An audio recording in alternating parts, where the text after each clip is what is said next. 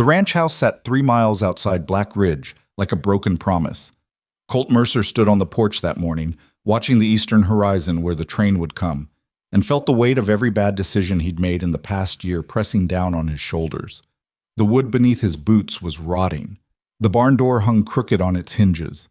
Somewhere behind the house, his nephew Eli was probably feeding the chickens wrong again, scattering seed like he was trying to start a riot instead of a meal. Colt was 32 years old and felt 60. His brother Thomas had been the one with the plans, the energy, the faith that Montana would provide if you just worked hard enough. Thomas had been wrong. A falling tree during last winter's storm had crushed him while he was clearing the north pasture, and Colt had been the one who found him 3 hours too late, half buried in snow that had turned pink. That was February. This was May. In between, Colt had learned that grief doesn't give you time to fall apart when you've got a 7-year-old boy depending on you and cattle that need feeding and a banknote coming due in September. So he'd done something desperate. He'd answered an advertisement in the Helena Register from the Westward Marriage Bureau. 3 letters exchanged over 2 months. A woman named Lenora Vale, age 28, no family, willing to travel for the right situation. Her handwriting had been neat. Her words had been practical, not romantic. I can work. I can cook. I don't expect comfort. I expect honesty. He'd sent her $60 for the train fare and a photograph of himself that Thomas had insisted on taking 2 Christmases ago, back when Colt still smiled occasionally. She'd sent nothing back except a letter confirming her arrival date. That date was today. Colt adjusted his hat and tried not to think about all the ways this could go wrong. He'd told Eli that morning over burnt coffee and hard biscuits. The boy had looked up from his plate with eyes too serious for 7. Is she going to be nice? I don't know. Is she pretty? Don't know that either. Then why is she coming? Colt had stared into his coffee cup, searching for an answer that made sense. Because we need help, and she needs a place. Eli had nodded slowly, processing this with the grim practicality of a child who'd already learned that the world didn't hand out favors. Okay, but if she's mean to the chickens, I ain't gonna like her. Fair enough. Now Colt climbed into the wagon, checked that the rifle was still secured under the seat, habit, not paranoia, and started the 3-mile ride into town. The road was rutted from spring runoff. The sky was the kind of blue that made you believe in possibilities, which Colt had learned was the cruelest kind of sky. Black Ridge wasn't much of a town. 200 people on a generous count. A main street with a general store, a saloon, a church that doubled as a schoolhouse, and a railroad depot that saw 1 train a day if you were lucky. The surrounding valley held maybe 30 ranches and homesteads, all of them fighting the same battles against weather, distance, and the stubborn refusal of the land to give anything without a fight. Colt tied the wagon outside the depot and tried to ignore the looks from the handful of people milling around. News traveled fast in Black Ridge, especially news that made you look foolish. Ben Cartwright, who owned the feed store and never missed an opportunity to share his opinion, sidled up with a grin that showed too many teeth. Heard you got yourself a mail-order bride coming in today, Mercer. That's right. Bold move. Ben scratched his beard, eyes gleaming with the kind of interest that preceded gossip. My cousin tried that back in Colorado. Woman showed up meaner than a wet cat and twice as ugly. Lasted 3 weeks before she ran off with a whiskey drummer. Thanks for the encouragement. Just saying, you roll the dice on something like this, you gotta be prepared for whatever shows up. Could be a saint. Could be a disaster. Colt didn't answer. He'd learned that silence was the best weapon against men like Ben, who fed on reactions the way crows fed on carrion. The train whistle sounded in the distance, 2 short blasts that echoed across the valley like a warning. A small crowd had gathered by the time the locomotive pulled in, belching steam and cinder smoke. Colt recognized most of them. Margaret Flynn, the banker's wife, who ran the town's social hierarchy with the precision of a military general. Her daughter Sarah, 16 and already practicing the disdainful expression she'd need for a proper marriage. Tom Garrett from the adjacent ranch, a decent man but weak-willed, always following his wife Ruth's opinions instead of forming his own. And Ruth herself, narrow-eyed and sharp-tongued, the kind of woman who collected other people's failures like some women collected china. The train shuddered to a stop. The conductor stepped down and placed a small stool for passengers to descend. 3 people got off. A traveling salesman with a worn sample case, an older man who looked like a preacher or possibly an undertaker, And then a woman. She was tall, maybe 5'7", which was tall for a woman. Her dress had probably been a serviceable gray once, but had faded to something between ash and fog. The hem was dusty and torn in 2 places. Her boots were men's boots, too large, tied tight with extra laces. She wore no hat. Her dark hair was pulled back severely, exposing a face that was all sharp angles and tired eyes. She carried a single leather satchel that looked like it had survived a war. Someone in the crowd laughed. Colt didn't see who.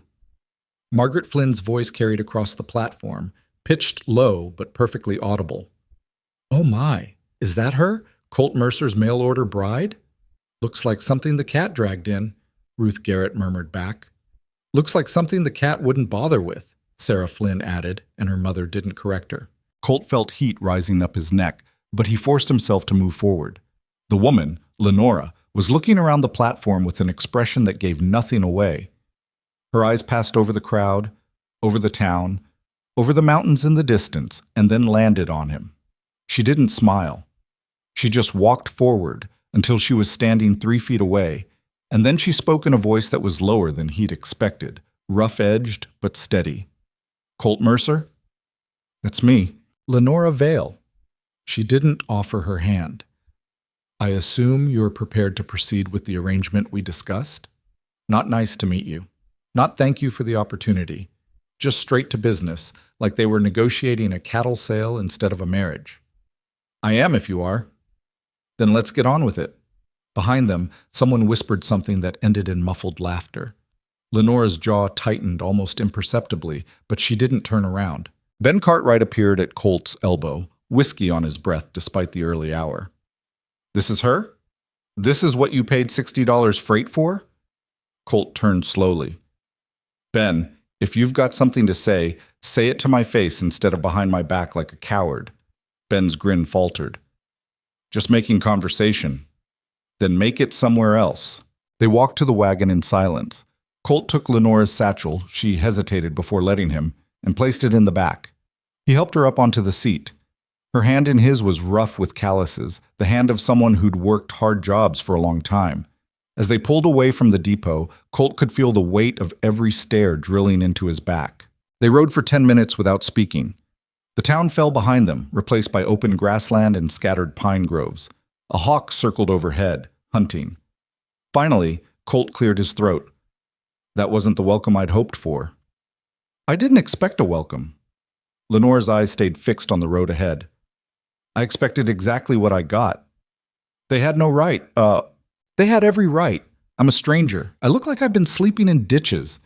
I'm marrying a man I've never met for reasons that probably seem desperate or suspicious or both." She glanced at him briefly. "They're not wrong to judge. They're just early." "Early? They'll change their minds or they won't. Either way, it doesn't matter. I'm not here for them." Colt studied her profile.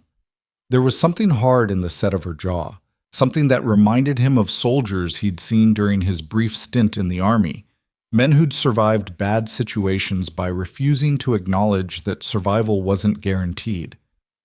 "What are you here for?" "Same thing you are. A chance at something better than what came before."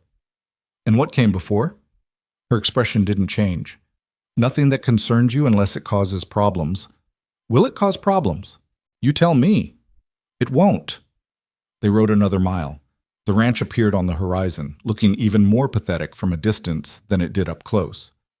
Colt saw it through Lenora's eyes, the sagging porch, the patched roof, the barn that needed paint and probably new boards, the fence line that was more gap than fence. "It's not much," he said, and hated how defensive he sounded. "It's more than nothing." Lenora's voice was matter-of-fact. "That makes it worth something." When they pulled into the yard, Eli was waiting on the porch steps, half hidden behind a post. He'd put on his cleanest shirt, which still had a stain on the collar from where he'd spilled gravy 2 weeks ago. His hair was wet, combed flat against his skull. Colt helped Lenora down from the wagon. "This is Eli, my brother's boy. He's 7.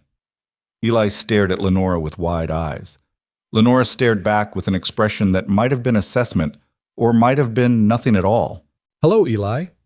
"You're really tall," Eli said. "I am. Are you mean?"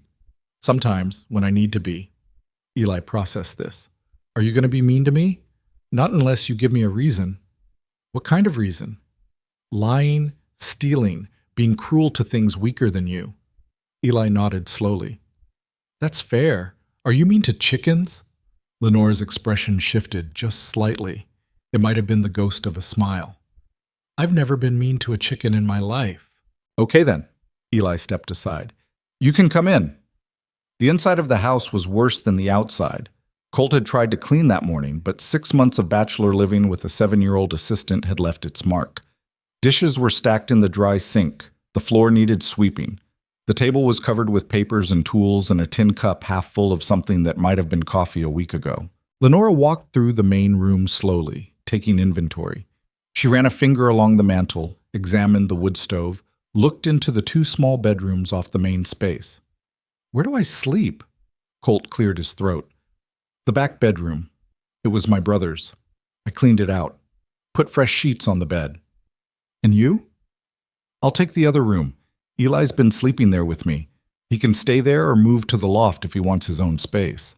I want my own space, Eli piped up immediately. Loft it is, Lenora nodded. That works? When's the wedding? There's a minister comes through on Saturdays. I figured we'd go into town then, make it legal. Fine. Until then, I'll earn my keep. What needs doing? Colt blinked. He'd expected, he didn't know what. Tears, maybe, or demands, or at least a moment of settling in, of catching breath after a long journey. You just got off a 3-day train ride. Don't you want to rest? I've been resting on trains for 3 days. I want to work. Lenora set her satchel down near the bedroom door. What needs doing most? Colt looked at Eli, who shrugged. Garden needs weeding, Colt said finally. Chickens need their coop cleaned. Kitchen needs everything. But you don't have to. Show me where the tools are. He showed her. She changed into an even older dress from her satchel, tied her hair back with a strip of cloth, and went to work. By sunset, the chicken coop was clean, the garden was weeded, and Lenora had somehow coaxed the wood stove into producing actual heat instead of just smoke. She made dinner from the meager supplies in the pantry: beans, hardtack softened in bacon grease, coffee that didn't taste like punishment. They ate in silence. Eli kept sneaking glances at Lenora like she was a puzzle he was trying to solve. After dinner, Lenora washed the dishes with water she'd hauled from the well without being asked. Colt dried them, feeling useless in his own house. You didn't have to do all that today? He said. Yes, I did. Why? She didn't look at him. Because I need you to trust that I can carry my weight, and because I need to prove to myself that I still can. Still can what? Be useful. Be necessary. She set a plate on the drying rack with more force than needed. Be someone worth keeping around. Colt heard something underneath those words, something raw and old. But he didn't push.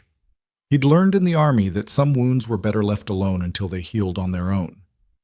You're worth keeping around, Eli said from the table where he was supposed to be doing arithmetic. You didn't burn the beans. Lenora almost smiled. High praise. Uncle Colt burns everything except coffee, and his coffee tastes like dirt.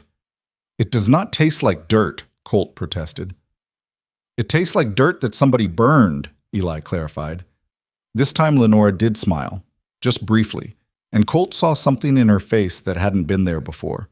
A loosening, a lightness. That night, after Eli had climbed to the loft and Lenora had retired to the back bedroom, Colt sat on the porch and stared at the stars. The night was cool, the kind of cool that promised frost would come early this year. Somewhere in the distance, a coyote called. He thought about the woman sleeping in his brother's old room, a stranger who'd traveled across half the country to marry another stranger for reasons she wouldn't explain. A woman who looked like she'd been through a war but refused to talk about the casualties. He thought about the way the town had looked at her, the laughter, the judgment, and he thought about the way she'd simply rolled up her sleeves and started working, like their opinions were less than nothing, like the only thing that mattered was what she could prove through action. Colt Mercer had buried his brother 6 months ago and hadn't felt truly alive since. But sitting there in the dark, listening to the wind move through the grass, he felt something shift. Not hope exactly. Hope was too big a word, but possibility. Maybe that was enough.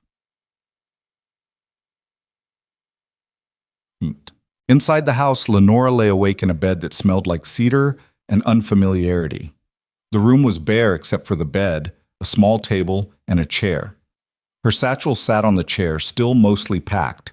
She'd learned not to fully unpack, not until she was sure. The journey from Pennsylvania had taken 4 days.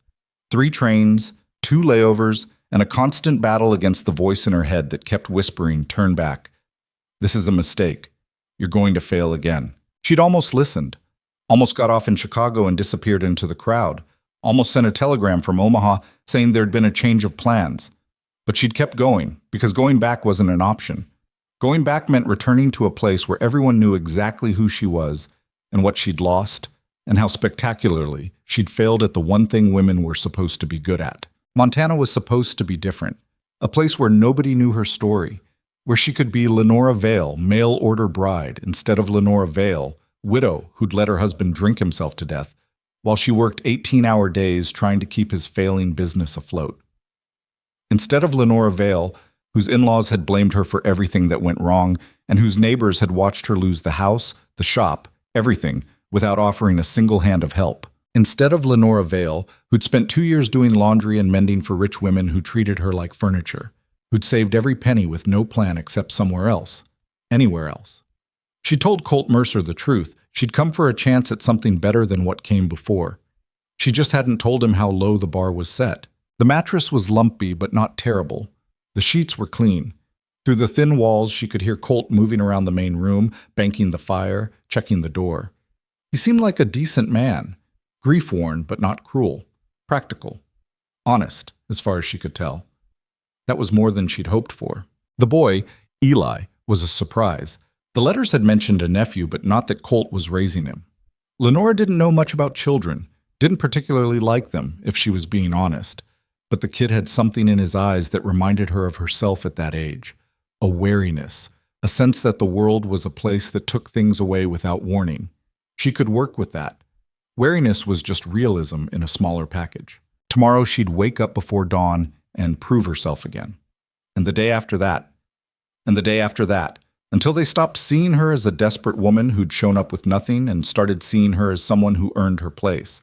Or until it all fell apart, which was also possible. Lenora had learned not to count on anything lasting. But tonight, in a house that smelled like wood smoke and pine, surrounded by silence instead of city noise, she let herself feel something she hadn't felt in 3 years. Relief. She was far enough away. Finally, whatever came next, at least it would be new. Saturday arrived with gray skies and a wind that smelled like rain. Colt drove Lenora into town for the wedding, Eli between them on the wagon seat, wearing his cleanest shirt again and a tie that kept trying to strangle him. "Do I have to come?" Eli had asked that morning. "Yes." "Why?" "Because it's important." "But it's boring." Most important things are. The minister, Reverend Holloway, was a circuit rider who covered 4 towns and held services in whatever building was available. Today he was using the back room of the general store, which smelled like flour and dried apples. Margaret Flynn was there, ostensibly shopping, but really watching. Ben Cartwright leaned against the wall outside, pretending to smoke but actually eavesdropping. Ruth Garrett had found an excuse to be examining fabric near the door. Colt felt his jaw tighten.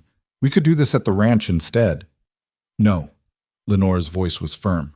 "We're doing it here, in town, public and legal." "Why?" "Because I want no one questioning whether it's legitimate. Because I want it recorded proper in the town register.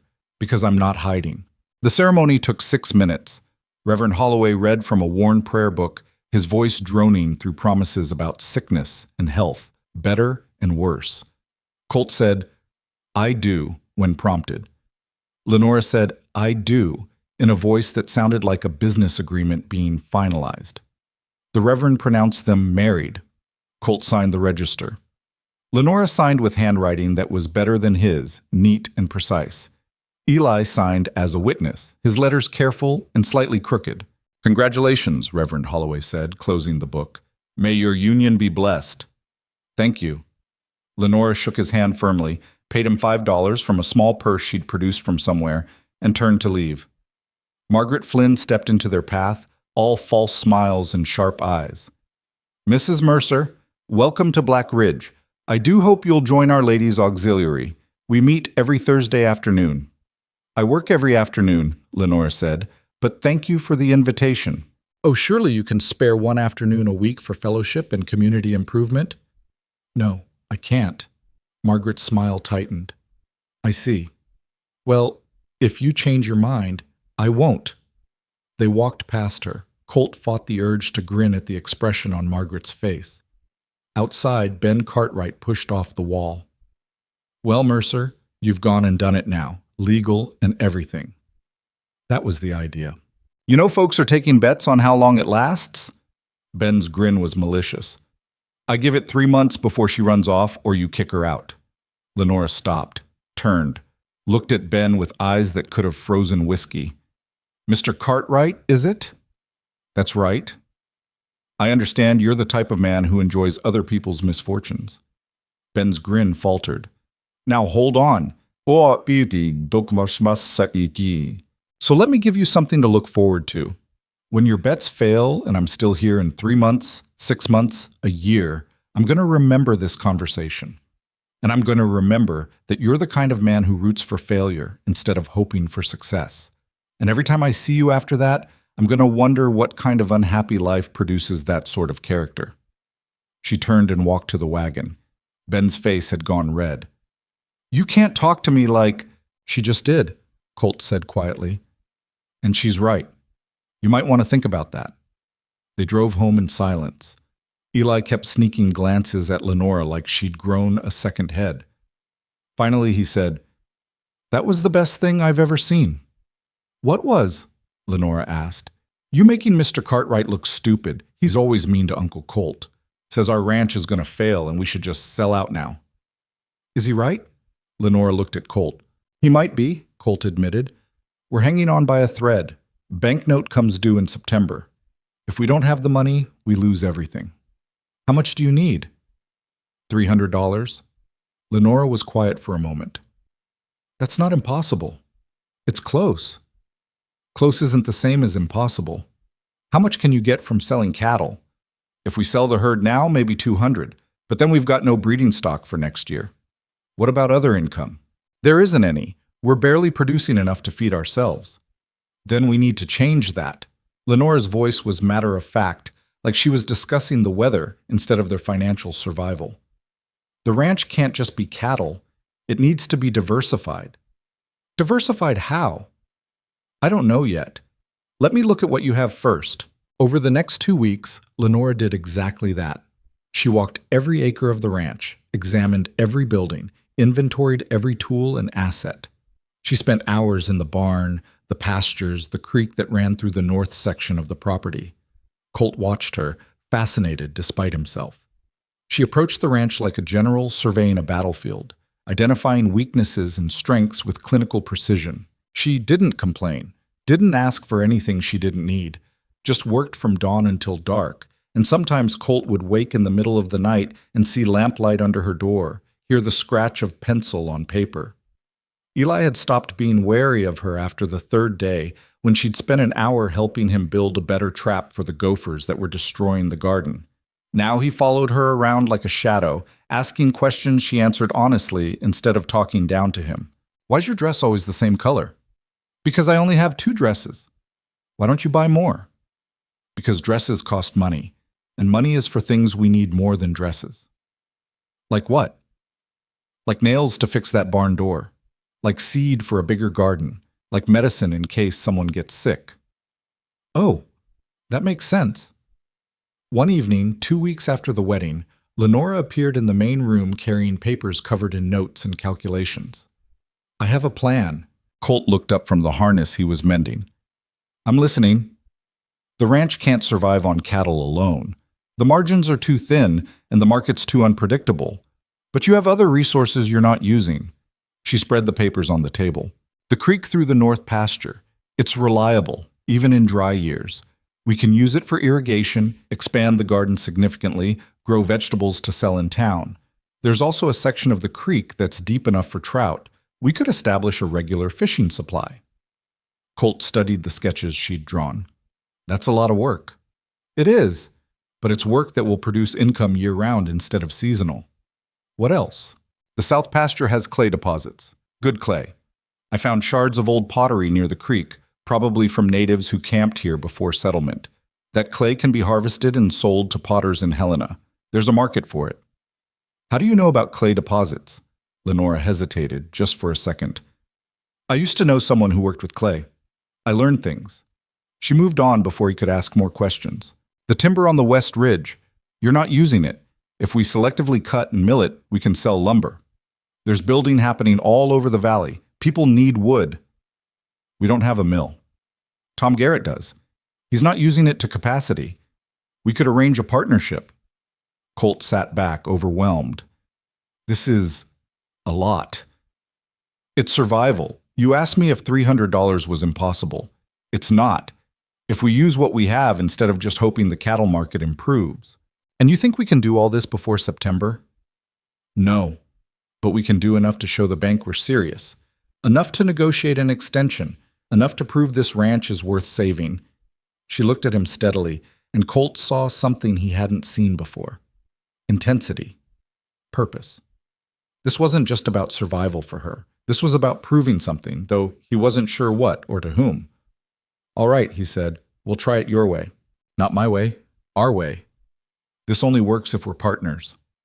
Partners, Colt agreed. Eli, listening from the loft, called down. Are we going to be rich? No, Lenora said, but we might not be poor. That's good enough for me. The next morning, they started. Colt and Lenora worked side by side, expanding the garden, running irrigation channels from the creek, surveying the timber. Eli helped where he could, hauling water and pulling weeds and running messages. It was brutal work. Colt's hands, already rough from ranch labor, developed new blisters. Lenora worked with a kind of determined ferocity that left her exhausted by evening, but back at it by dawn. They didn't talk much during the day, but at night, after Eli had gone to sleep, they'd sit at the table and plan the next day's work, review what had been done, adjust strategies. Slowly, grudgingly, the ranch started to change. The garden grew, the irrigation channels held, the timber survey showed they had more valuable wood than Colt had realized. And Lenora started to look less like a desperate woman who'd shown up with nothing, and more like someone who belonged. But Black Ridge wasn't done judging. One morning in June, Colt drove into town for supplies. He walked into the general store and the conversation stopped dead. Margaret Flynn stood near the counter with two other women from the ladies' auxiliary. They'd been talking about something, but whatever it was died when he entered. Mercer, Margaret said, her voice dripping with false pleasantness. How's married life treating you? Fine, thanks. And your wife? She settling in? She is. I'm sure she is. Margaret exchanged glances with the other women. It's just, well, we've been hearing things. Colt's jaw tightened. What things? Just that she keeps to herself rather a lot. Doesn't come to services, doesn't participate in community events. Some folks are wondering if there's a reason for that. The reason is she's working. We all are. Of course. It's just that when a woman shows up from nowhere with no references, no family, no past that anyone can verify, Margaret let the sentence hang. Say what you're actually trying to say. I'm not trying to say anything. I'm just noting that in a small community like Black Ridge, we depend on trust, and trust requires transparency. Your wife is neither transparent nor forthcoming. That makes people nervous. People or you? Margaret's smile turned cold.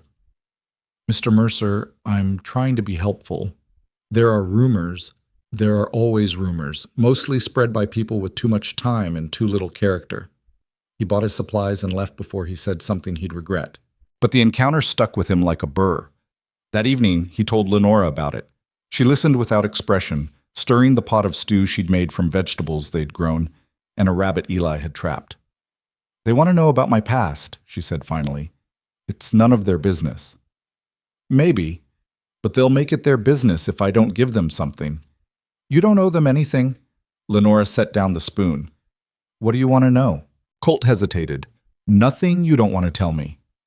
That's not an answer. You married me. You brought me into your home around your nephew. You must have questions. He did.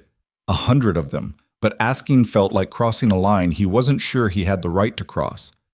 "Were you married before?" he asked finally. "Yes." "What happened?" "He died 3 years ago." "I'm sorry." "Don't be, it wasn't a good marriage." She said it flatly, without emotion. "He drank, gambled, lost everything we had. I worked myself half to death trying to keep us afloat. It didn't matter. He died anyway, and his family blamed me for not saving him from himself." "That's not fair?" "No, but it's how people are. They need someone to blame when things go wrong, and I was convenient." Colt absorbed this. "Is that who you're running from? His family?" "I'm not running from anyone. I'm running towards something better. There's a difference." "What about the rumors Margaret mentioned? Is there anything there I should know about?" Lenora met his eyes. "I've never stolen, never killed anyone, never done anything that would bring the law to your door. Beyond that, my past is my own unless it becomes relevant to our present." It wasn't a complete answer, but it was honest, and that was enough. "Fair enough," Colt said. They ate dinner in comfortable silence. Eli chattered about the fish he'd almost caught in the creek. Lenora listened with half her attention, the way adults did when children talked about things that seemed monumentally important to them, but insignificant in the larger scheme. But later, when Eli had gone to bed, she said something unexpected. "Thank you." Colt looked up from the ledger he'd been studying. "For what?" "For not pushing, for not demanding answers I'm not ready to give, for treating me like a partner instead of property." "You are a partner." "Not in most marriages." "This isn't most marriages." "No," Lenora agreed. "It's not." Something shifted between them in that moment. Not romance. Neither of them was naive enough to think this was that kind of arrangement. But a recognition. An understanding that they were building something together. Something that depended on mutual respect instead of forced intimacy. It was more than either of them had expected. And it was enough. For now. July came hot and dry. The garden thrived under irrigation, but the pasture started to brown. Colt watched the sky every morning, hoping for rain clouds that never came. The first crop of vegetables came in strong. Lenora and Eli spent 2 days harvesting, washing, and packing produce for market. On Saturday, they loaded the wagon and drove into Black Ridge. The market was held in the churchyard every weekend. A dozen vendors, mostly women, selling eggs, preserves, and baked goods. Lenora set up at the edge, near Tom Garrett's wife Ruth, who sold honey and beeswax candles. Ruth gave her a look that could have curdled milk. "You're selling vegetables?" "I am. That's Mary Palmer's territory. She's been selling vegetables at this market for 6 years. Then I'm sure her customers will stay loyal." Lenora began arranging carrots, lettuce, and early beans in neat rows. "Mine will be new customers. If you have any customers." For the first hour, Ruth seemed to be right. People walked past Lenora's table without stopping, drawn to familiar vendors instead of the strange woman who'd married Colt Mercer in a hurry. But then an older woman, Mrs. Henderson, stopped to examine the lettuce. "This is very fresh. Picked yesterday morning," Lenora said. "Grown with irrigation, so it's crisp even in this heat." "How much?" 5 cents a head. 3 for 12 cents. Mrs. Henderson bought 3 heads. Then she examined the carrots, the beans, the radishes. "You grew all this yourselves?" "We did." "The Mercer Ranch? I heard it was failing." "You heard wrong." Lenora's voice was pleasant but firm. "The ranch is doing fine." Mrs. Henderson bought carrots and beans, paid, and moved on. But 10 minutes later, she came back with another woman.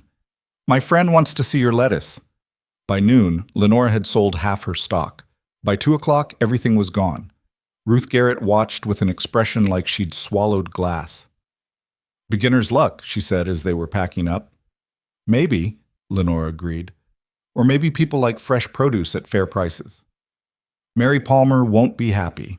"Then Mary Palmer should improve her quality or lower her prices." Ruth's eyes narrowed. "You think you're so smart, don't you? Coming in here with your plans and your attitude, acting like you're better than everyone?" "I don't think I'm better than anyone. I think I'm different, and difference makes some people uncomfortable." "You're going to fail.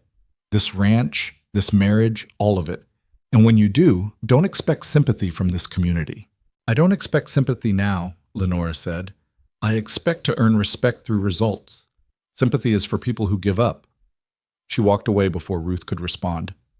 In the wagon, Colt counted the money. $14. That's a good day. It's a start. Lenora's eyes were distant. We need 50 good days like this between now and September. That's a lot of days. Then we'd better get started. They drove home in the golden afternoon light. Eli fell asleep between them, exhausted from a day of helping. Colt glanced at Lenora. Her profile was sharp against the sun, her expression unreadable. You handled Ruth well. Ruth's afraid. Of what? Change. Competition. Evidence that the way things have always been done isn't the only way. Lenora adjusted her grip on the wagon rail. She's not a bad person. She's just comfortable, and comfort makes you defensive when someone threatens it. You see a lot. I've spent a lot of time watching people. You learn things when you're on the outside looking in. You don't have to be on the outside here. Lenora smiled, but it didn't reach her eyes. Don't I? Colt didn't have an answer for that. The ranch was changing, slowly, incrementally, but undeniably. The garden was producing. The creek was stocked with trout that Eli caught and Lenora sold smoked. The clay deposits were being excavated and sold to potters in Helena who paid good money for quality material. And Lenora was changing too. The hollow exhaustion that had marked her features when she first arrived was being replaced by something harder, something determined. She still didn't talk about her past, still kept her distance emotionally, but she was present in every other way that mattered. She made the ranch better, made Colt a better manager by questioning his assumptions and pushing him to think strategically instead of just reacting to crises. Made Eli happier by treating him like a person instead of a burden. And slowly, without either of them quite noticing when it started, Colt stopped thinking of her as the mail-order bride he'd taken a chance on and started thinking of her as Lenora. Just Lenora. His wife. His partner. The woman who'd shown up with nothing and was building everything. But Black Ridge wasn't done with them yet, and the storm that was coming, both literal and figurative, would test everything they'd built. The stranger arrived on a Wednesday in late July, when the heat had turned the air thick enough to chew. Colt was in the north pasture checking fence posts when he saw the figure on horseback moving slow along the ridge road. Nothing unusual about that. Travelers passed through Black Ridge regularly on their way to Helena or the mining camps further west. But something about the way this man sat his horse, the deliberate pace, made Colt's instincts prickle. He watched until the rider disappeared toward town, then went back to work. By evening, he'd forgotten about it. Lenora hadn't. She came in from the garden with dirt on her hands and a strange expression on her face. There was a man watching the ranch today. Colt looked up from the harness he was oiling. What man? I don't know. He was on the ridge road around midday, just sitting his horse, looking down at the property. When I looked back later, he was gone. Probably just passing through. Maybe. But Lenora's voice carried doubt. She washed her hands in the basin, scrubbing harder than necessary. Or maybe not. You think you know him? I don't know what I think. She dried her hands on her apron, movements sharp and controlled. I'm probably being paranoid, but she wasn't. 3 days later, Colt went into town for nails and saw the stranger himself. He was leaning against the wall outside the saloon, a lean man in his 40s with a face that looked like it had been assembled from spare parts. Not ugly, exactly, just mismatched. Eyes too close together, mouth too wide, hands too large for his arms. He was watching the street with the patient attention of a man who was waiting for something specific. Colt bought his nails from Ben Cartwright, who was uncharacteristically quiet. When Colt came out, the stranger was gone. That night at dinner, Eli asked the question Colt had been avoiding. Who's that man everyone's talking about? What man? Lenora's voice was carefully neutral. The one staying at Mrs. Murphy's boarding house. Tommy Garrett said his ma says the man's asking questions about people, about who lives where and what they do. Lenora's fork paused halfway to her mouth. What kind of questions? Just questions. Tommy said his ma thinks the man's a Pinkerton detective or maybe a bounty hunter. Tommy Garrett's mother should spend less time speculating and more time minding her own business, Lenora said sharply. Then softer, eat your beans, Eli. After Eli had gone to the loft, Colt poured coffee and sat across from Lenora at the table. She was staring at nothing, her hands wrapped around her cup like she was trying to draw warmth from it, despite the summer heat. Is he looking for you? I don't know. But you think he might be? Lenora was quiet for a long moment. There's nothing illegal in my past.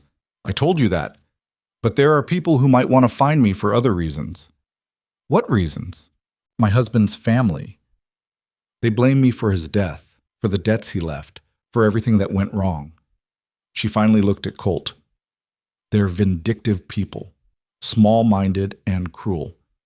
It wouldn't surprise me if they hired someone to track me down, just to satisfy their need for, I don't know, revenge, closure, the pleasure of making my life difficult. Can they hurt you legally? No, but they can hurt me in other ways, spread rumors, make accusations, poison whatever life I'm trying to build here. Colt felt anger rising in his chest. Let them try. This is our ranch, our life. They've got no claim here. You don't understand how people like that work. They don't need a legal claim. They just need to plant enough doubt, enough suspicion. In a town like Black Ridge, that's all it takes. Lenora's voice was tired. I've seen it happen before. Watched communities turn on people based on nothing but whispers and speculation. Then we'll deal with it together. Will we? Lenora met his eyes. You barely know me, Colt. We've been married 2 months. If this man starts telling stories about my past, true or exaggerated, are you prepared to stand with me against the whole town? It was a fair question, an honest question, and it deserved an honest answer. I've watched you work yourself half to death for this ranch, Colt said slowly. Watched you treat Eli with more patience than I manage most days. Watched you take a failing homestead and turn it into something that might actually survive. So yes, I'm prepared to stand with you. Not because I'm noble or because I think I owe you something, but because you've earned it. Lenora's expression shifted. Something vulnerable flickered across her face before she locked it down again. Thank you. Don't thank me yet. We don't even know if this man's here for you. But they found out soon enough. Saturday market was crowded. The weather had been so hot that people came to town just to be around other humans, to pretend the communal misery was somehow better than suffering alone. Lenora set up her vegetable stand in the usual spot, Eli helping arrange the produce with the seriousness of a much older child. They'd been there an hour when the stranger appeared. He didn't approach directly, just positioned himself near the church steps where he had a clear view of the market, arms crossed, watching. His eyes moved from vendor to vendor before settling on Lenora's table and staying there. Colt, who'd been loading feed sacks at the general store, saw it happen. Saw the man's attention lock onto Lenora like a hawk spotting prey. Saw Lenora's shoulders tighten even though she didn't turn around. He walked over to stand beside his wife. Problem? Not yet, Lenora murmured, but maybe soon. The stranger watched them for another 10 minutes, then pushed off the church steps and walked over. Up close, he was even less prepossessing than from a distance. His clothes were dusty but decent. His boots were good quality. His gun belt was worn but well maintained. Mrs. Vale. His voice was surprisingly soft, almost gentle. Or I suppose it's Mrs. Mercer now. Do I know you? No, ma'am. But I know you, or rather, I know of you. The Thornton family hired me to locate you. Lenora's face went blank. I have nothing to say to the Thorntons. They have things to say to you, mostly legal things, concerning debts your late husband incurred that they believe you share responsibility for. I share no responsibility for debts that were his alone. The courts in Pennsylvania settled that matter 2 years ago. Courts settle what courts settle. But there are other obligations? Moral ones. Family ones. The stranger smiled, showing teeth that were too small for his mouth. The Thorntons are prepared to be reasonable if you're prepared to be cooperative. I'm prepared to tell you and them to go straight to hell. Several nearby vendors had stopped pretending not to listen. Margaret Flynn was practically vibrating with interest. Ruth Garrett had her hand pressed to her chest like she was witnessing a scandal of unprecedented proportions. Now, Mrs. Mercer, there's no need for hostility. I'm just a messenger delivering information. The Thorntons want restitution for money they spent supporting you after their son died. They spent nothing supporting me. They threw me out of the house. Their son lost gambling and watched me sleep in a boarding house attic while I worked laundry to earn enough to eat. Support would have been helping me pay his creditors. Support would have been acknowledging that I worked myself sick trying to save their son from himself. They chose judgment instead. So no, Mr. Garrett, No relation to the local family, unfortunately. Just an unfortunate coincidence of names. Mr. Garrett, you can tell the Thorntons I owe them nothing. Not money, not explanations, not the satisfaction of seeing me suffer further. And if they want to pursue this legally, they're welcome to try. But they'll lose, just like they lost before. Garrett's smile never wavered. I'll pass along your response, though I should mention that the Thorntons are also interested in your current situation. Heard you married rather quickly after arriving here. Some might wonder if that marriage is legitimate or convenient. Colt stepped forward. That's enough. I'm just making conversation, Mr. Mercer. Your wife and I are old acquaintances, in a manner of speaking. We're not acquaintances. You're a hired investigator working for people who want to cause me harm. Lenore's voice was ice. And now you've delivered your message. So unless you're planning to buy vegetables, you can leave. I think I'll stay in Black Ridge a while longer. It's a nice town, friendly people. I'm sure they'd be interested in hearing about Mrs. Mercer's history back east, the debts, the drinking husband, the business that failed, the in-laws who felt so wronged they spent good money tracking her halfway across the country. You do that, Lenore said quietly. Spread whatever poison you want. I'm not running anymore. Garrett tipped his hat. Good day, then. I'm sure we'll speak again. He walked away. The market erupted in whispers. Margaret Flynn materialized at Lenore's table within seconds. My dear, is it true? Were you really married before? Are there debts? Yes, I was married before. No, there are no debts. Anything else you'd like to know, Mrs. Flynn? Or are you satisfied with gossip for now? Margaret's face flushed. Well, I never... Yes, you have, repeatedly. You've gossiped about me since the day I arrived. At least now you have actual information to distort instead of just speculation. Ruth Garrett appeared on Margaret's flank. You lied to everyone. Let us all think you were some innocent woman looking for a fresh start. I am looking for a fresh start. That's not a lie. And I never claimed to be innocent. I claimed to be willing to work, which I've proven every day since arriving. But you deceived Colt, trapped him in a marriage under false pretenses. I deceived no one. Lenore's voice was sharp enough to cut. I told Colt exactly what he needed to know. My past is my own unless it affects our present. And my previous marriage, my late husband's debts, none of that has any bearing on this ranch or this life. That's for the community to decide, Margaret said primly. We have standards in Black Ridge. No, you have prejudices. There's a difference. Lenore began packing up her remaining vegetables. And I'm done pretending to care about your opinions. The ride home was silent except for the wagon wheels and Eli's occasional questions, which neither Colt nor Lenore answered with more than single syllables. The boy finally gave up and sat quietly between them, sensing the tension. At the ranch, Lenore unloaded vegetables with mechanical efficiency while Colt unhitched the horses. They worked around each other, not speaking, until Eli announced he was going fishing and disappeared toward the creek. In the kitchen, Lenore finally broke. Not with tears, she didn't seem capable of those, but with words that came fast and sharp. I should leave, pack my things, and go before this gets worse. Before that man poisons the whole town against us. Before I ruin whatever chance you have at keeping this ranch. You're not leaving. You don't understand what's coming. Garrett will talk. People will listen. They'll believe the worst possible version of every story.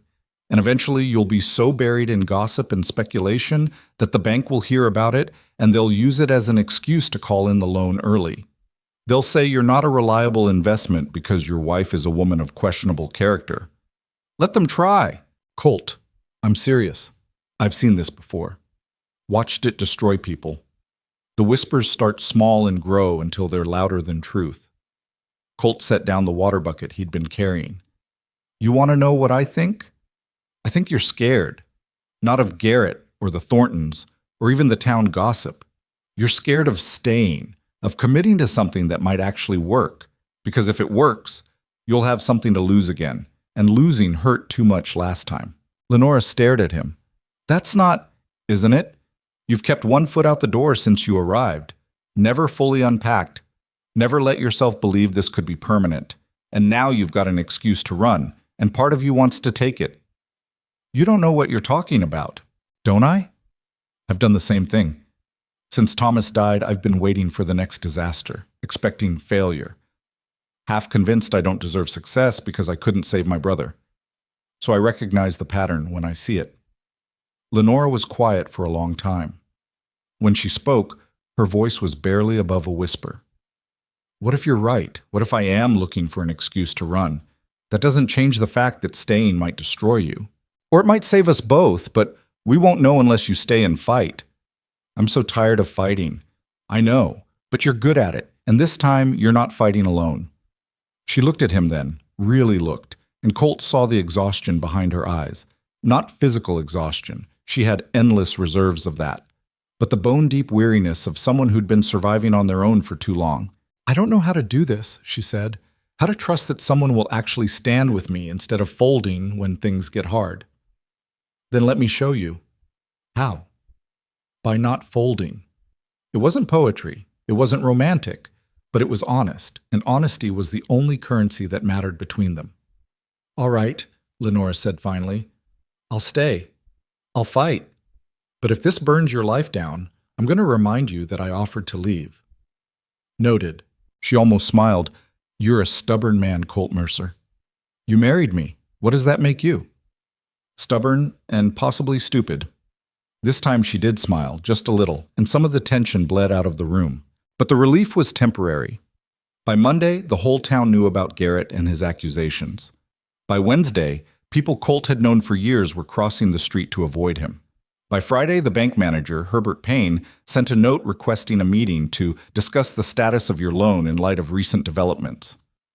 Colt went alone. Lenora wanted to come, but he insisted she stay at the ranch. Some fights I need to handle myself. Herbert Payne was a small man who compensated with expensive suits and an office decorated to suggest prosperity he didn't personally possess. He greeted Colt with false warmth and offered coffee that Colt declined. Let's be direct, Mercer. I've heard disturbing things about your wife. Her previous marriage, debts, questions about her character. None of which have any bearing on my ability to repay this loan. Don't they? A man's domestic situation affects his business prospects. If your household is unstable, if there are legal complications from your wife's past, those are risk factors. There are no legal complications. Her previous husband's debts were settled in Pennsylvania courts. She has no outstanding obligations. So this Garrett fellow is lying? He's telling a version of the truth designed to cause maximum damage. There's a difference. Payne leaned back in his chair, fingers steepled. Nevertheless, perception matters. If the community loses confidence in you, that affects your ability to do business. If you can't do business, you can't repay the loan. I have a responsibility to the bank's investors to minimize risk. I've made every payment on time. The ranch is producing more now than it has in 2 years. You have no grounds to call the loan early. Not yet, but I'm putting you on notice. Any missed payments, any further complications, and I'll have no choice but to demand immediate repayment in full. Payne's smile was reptilian. I'm sure you understand. Nothing personal, just business. Colt left the bank feeling like he'd been punched. He sat in the wagon for 10 minutes, trying to control his anger before heading home. He found Lenora in the garden, attacking weeds with a fury that suggested she was imagining their faces. She looked up when he approached, read his expression, and swore quietly. That bad? Payne's looking for an excuse to call the loan early. We miss one payment, we're done. Then we don't miss any payments. Easier said than done if the town stops buying from us. They need what we're selling more than they need to punish me for having a past. Food is food. Pride doesn't fill stomachs. You're assuming people are rational. No, I'm assuming people are practical. Margaret Flynn and her friends can gossip all they want, but when winter comes and they need vegetables they didn't grow themselves, they'll buy. Maybe not from me directly, but they'll buy. And if they don't, then we find other markets. Helena, the mining camps. We adapt. Lenora yanked a particularly stubborn weed from the ground. I told you I wasn't running. I meant it. But I also told you I'm tired of fighting. So if we're doing this, we're doing it smart. Not just reacting to what they throw at us, but staying 3 steps ahead. How? First, we document everything. Every sale, every transaction, every improvement to the ranch. If Payne wants to claim we're a risk, we'll have evidence showing otherwise. Second, we diversify the customer base like I said.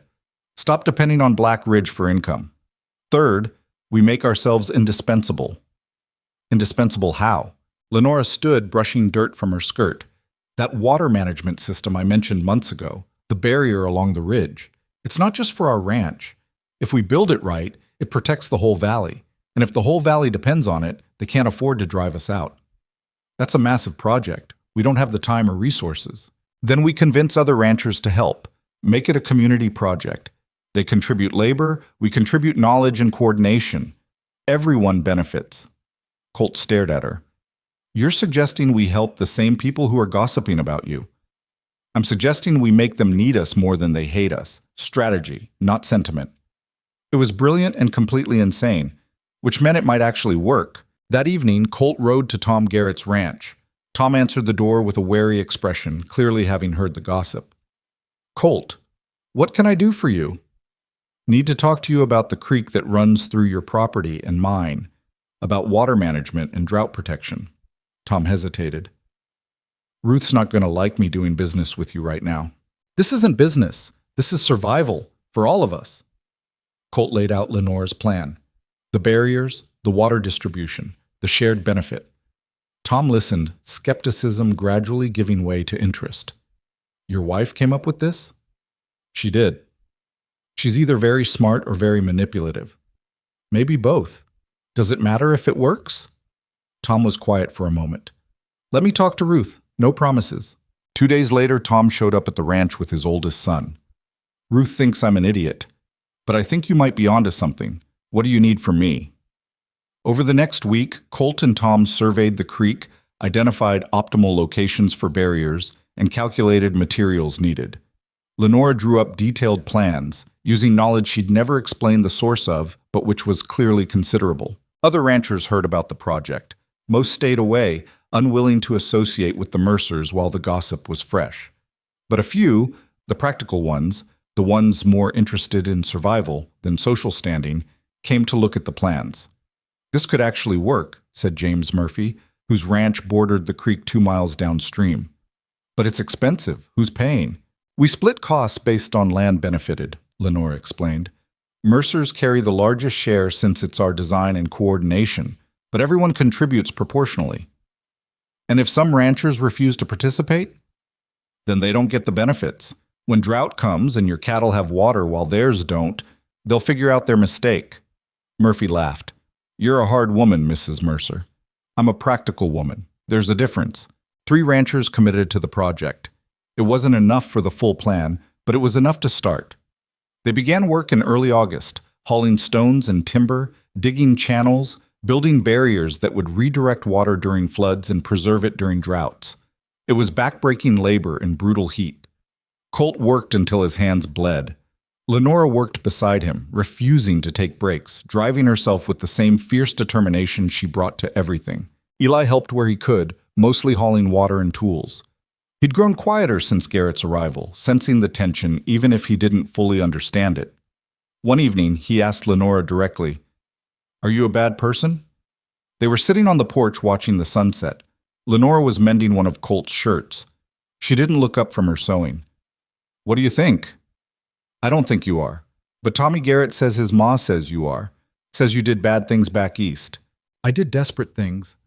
Sometimes that looks the same as bad things, but it's not. What's the difference? Lenora set down the shirt. Bad things hurt people for selfish reasons. Desperate things hurt people because you're trying to survive and don't have better options. Did you hurt people? Yes. Not on purpose, but yes. When you're drowning, you grab whatever's nearby. Sometimes that means grabbing someone else and pushing them under without meaning to. Eli thought about this. But you're not drowning now. No, now I'm building a boat. That's different. Is Uncle Colt part of the boat? Yes. Am I? Yes. Good. Eli leaned against her shoulder. I like being part of the boat. Lenora's hand paused in the motion of reaching for the thread. Then, carefully, she rested it on Eli's head. I like having you as part of it. They sat like that until Colt came in from the barn and Eli ran off to show him something he'd found in the creek. Lenora watched them go, her expression unreadable. Later, in the quiet after Eli had gone to bed, She said something unexpected. I never wanted children. Colt looked up from the map he'd been studying. All right. I'm not good with them, don't have the patience or the instinct. But Eli's different. Yes. He's honest. Doesn't expect me to be something I'm not. Just accepts what I am and decides whether that's enough. She paused. Most people don't do that. Most people are idiots. Lenore laughed, short and surprised. You're not wrong. August dragged on, hot and hostile. The water project progressed slowly, limited by materials and manpower. In town, the gossip hadn't died so much as evolved. Now people whispered about Lenore's schemes and questioned whether the water project was legitimate or just another con. Garrett stayed in Black Ridge, a malevolent presence that poisoned every interaction. He didn't approach Lenore again directly, but he made his presence known, watched her at market, asked pointed questions around town, made sure everyone knew he was still investigating. What's he waiting for? Colt asked one night. For me to make a mistake, or for the town to reject us completely, whichever comes first. Lenore stared into her coffee. The Thorntons want me broken more than they want money. Garrett knows that. He's being paid to ensure maximum suffering. We could file harassment charges. Based on what? He hasn't threatened us, hasn't broken any laws. Just talking to people, asking questions. That's not illegal. It should be. Lots of things should be different than they are. The next market day, Mary Palmer, the vegetable vendor who'd lost customers to Lenora, made a show of refusing to set up near the Mercer woman. I won't associate with someone of questionable morals, she announced loudly. This town has standards. This town has selective standards, Lenora shot back. Your husband beats your oldest son badly enough that the boy had a black eye for 2 weeks last spring. But nobody talks about that because he's been here forever and I'm new. Mary's face went white, then red. How dare you? How dare you judge me for surviving a bad marriage while you enable your husband to brutalize your children? At least my husband's dead. Yours keeps hurting people while you stand by and watch. The market went silent. Margaret Flynn looked like she might faint from shock. Ruth Garrett actually gasped. Mary Palmer burst into tears and ran. Well, Tom Garrett said quietly, that'll make things worse. I know, Lenora said, but I'm done pretending people's public morality means anything when their private behavior is rotten. She packed up early and drove home alone, leaving Colt to field the aftermath. He found Margaret Flynn waiting for him near the wagon. Your wife is out of control. My wife told the truth. Maybe if this town spent less time judging newcomers and more time addressing actual problems, we'd all be better off. She humiliated Mary in front of everyone. Mary humiliated herself by thinking past suffering gives her the right to inflict present cruelty. The Ladies' Auxiliary is considering a formal petition to have your wife removed from market days. You do that, Margaret, and while you're at it, explain to everyone how removing the vendor with the freshest produce and fairest prices benefits the community. I'm sure that'll go over well with people who actually need affordable food. He drove away before she could respond. At home, he found Lenora in the barn, grooming the horses with more force than necessary. She didn't look up when he entered. I shouldn't have said that about Mary's husband. Was it true? Yes, but saying it publicly just makes me look vindictive. Proves I'm exactly what they think I am, a bitter woman lashing out. Or it makes you look like someone who's tired of hypocrites. Same result either way. Colt leaned against the stall door. You know what I realized today? You and I were both fighting the same battle, trying to prove we deserve to exist in a world that's already decided we don't. Me because I failed to save my brother. You because you failed to save your husband. Neither of which was actually our fault, but we carry it anyway. That's not... Yes, it is. And the only way we stop carrying it is to stop letting other people define whether we're worthy. We've built something here. Something real. The ranch is producing. We're making payments. We're helping the community whether they appreciate it or not. That's what matters. Not what Margaret Flynn thinks. Not what some hired investigator says.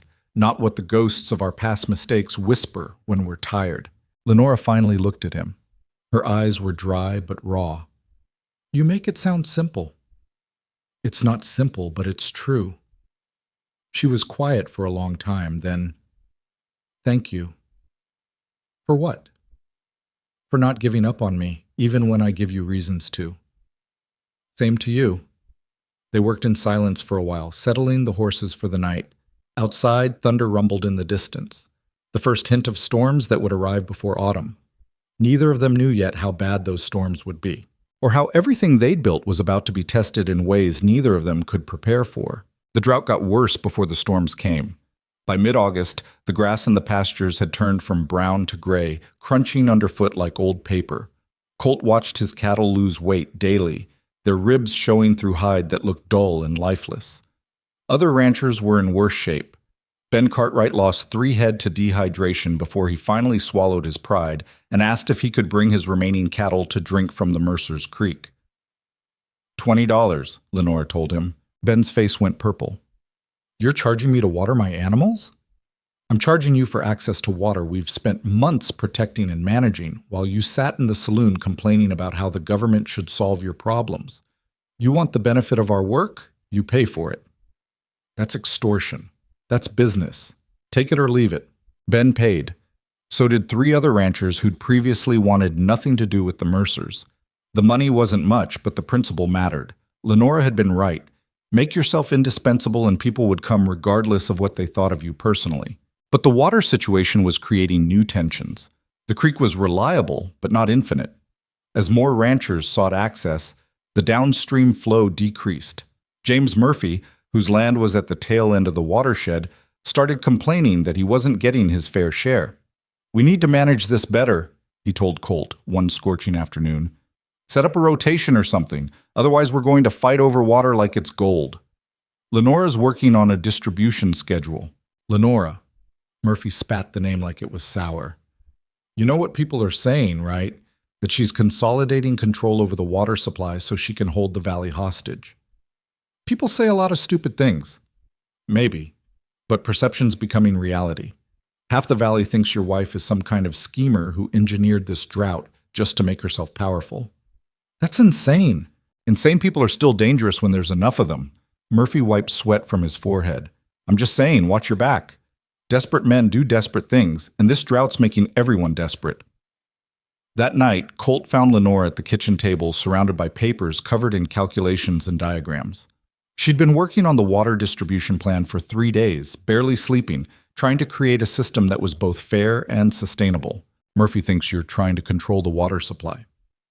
Murphy's an idiot. She didn't look up from her work. But he's not wrong about needing a system. If we don't impose order, people will just take what they can and damn everyone else.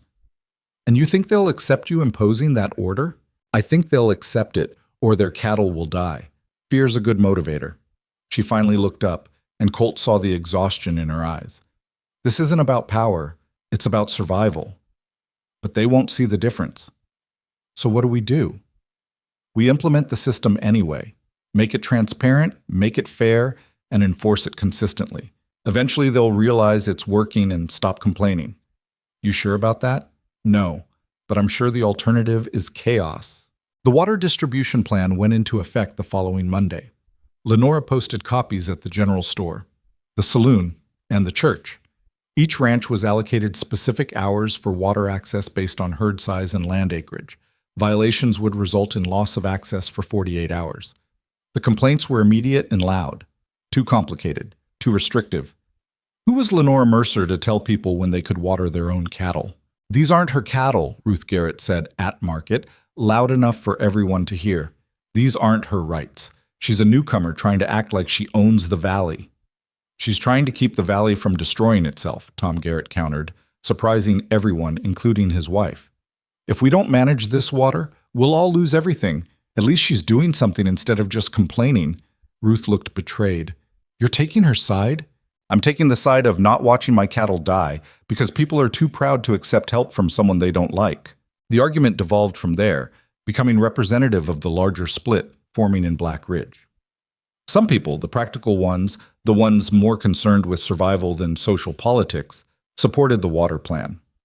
Others, led by Margaret Flynn and her social circle, opposed it on principle, seeing it as proof that Lenora was exactly the manipulative schemer Garrett the investigator had suggested.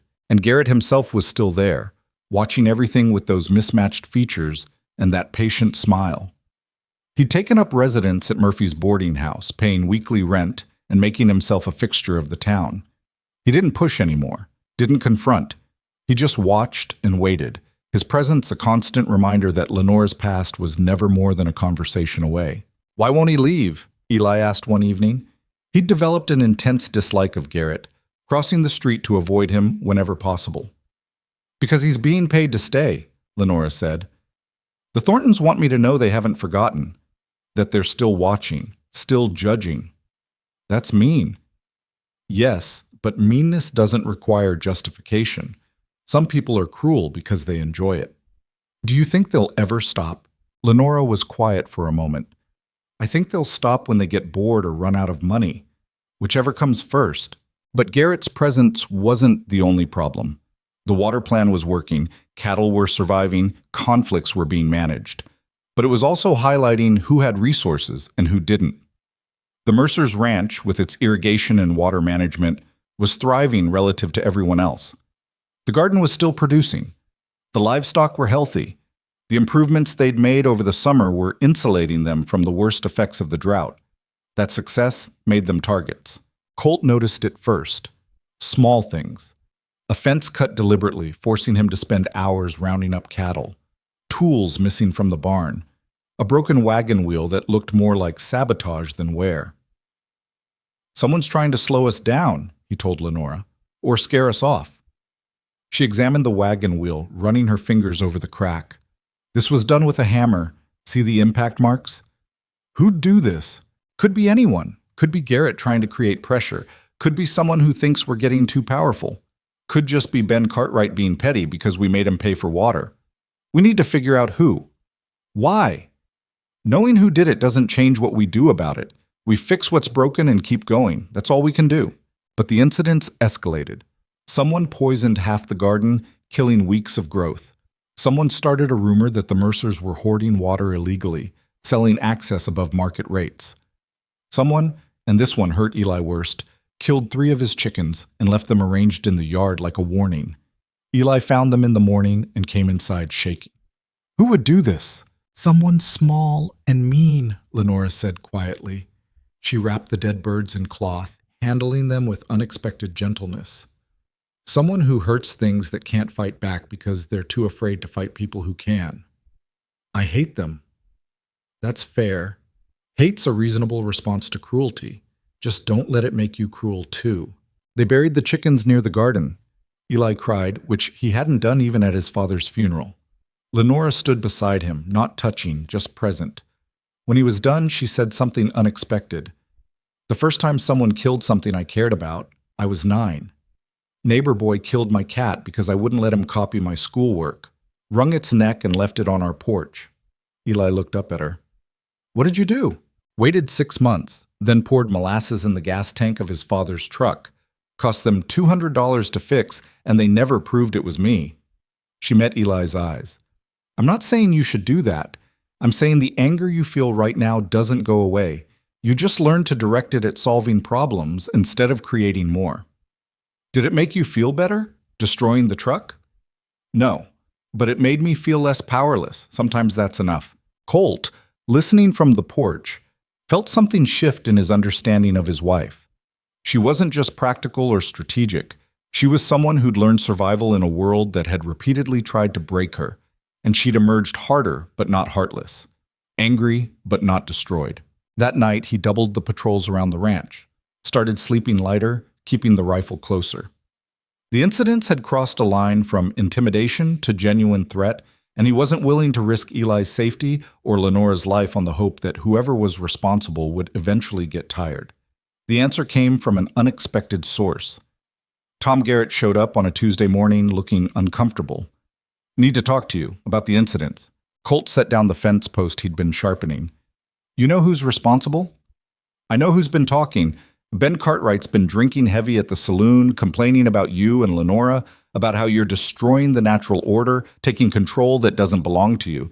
He's been working himself up, getting angrier. Ben's always angry. Doesn't mean he's violent.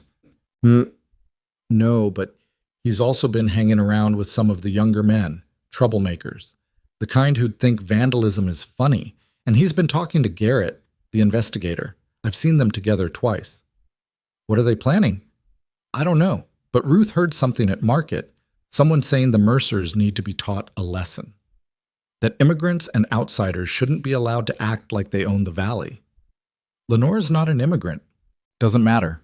To them, anyone who wasn't born here is an outsider. Anyone who challenges how things have always been done is a threat.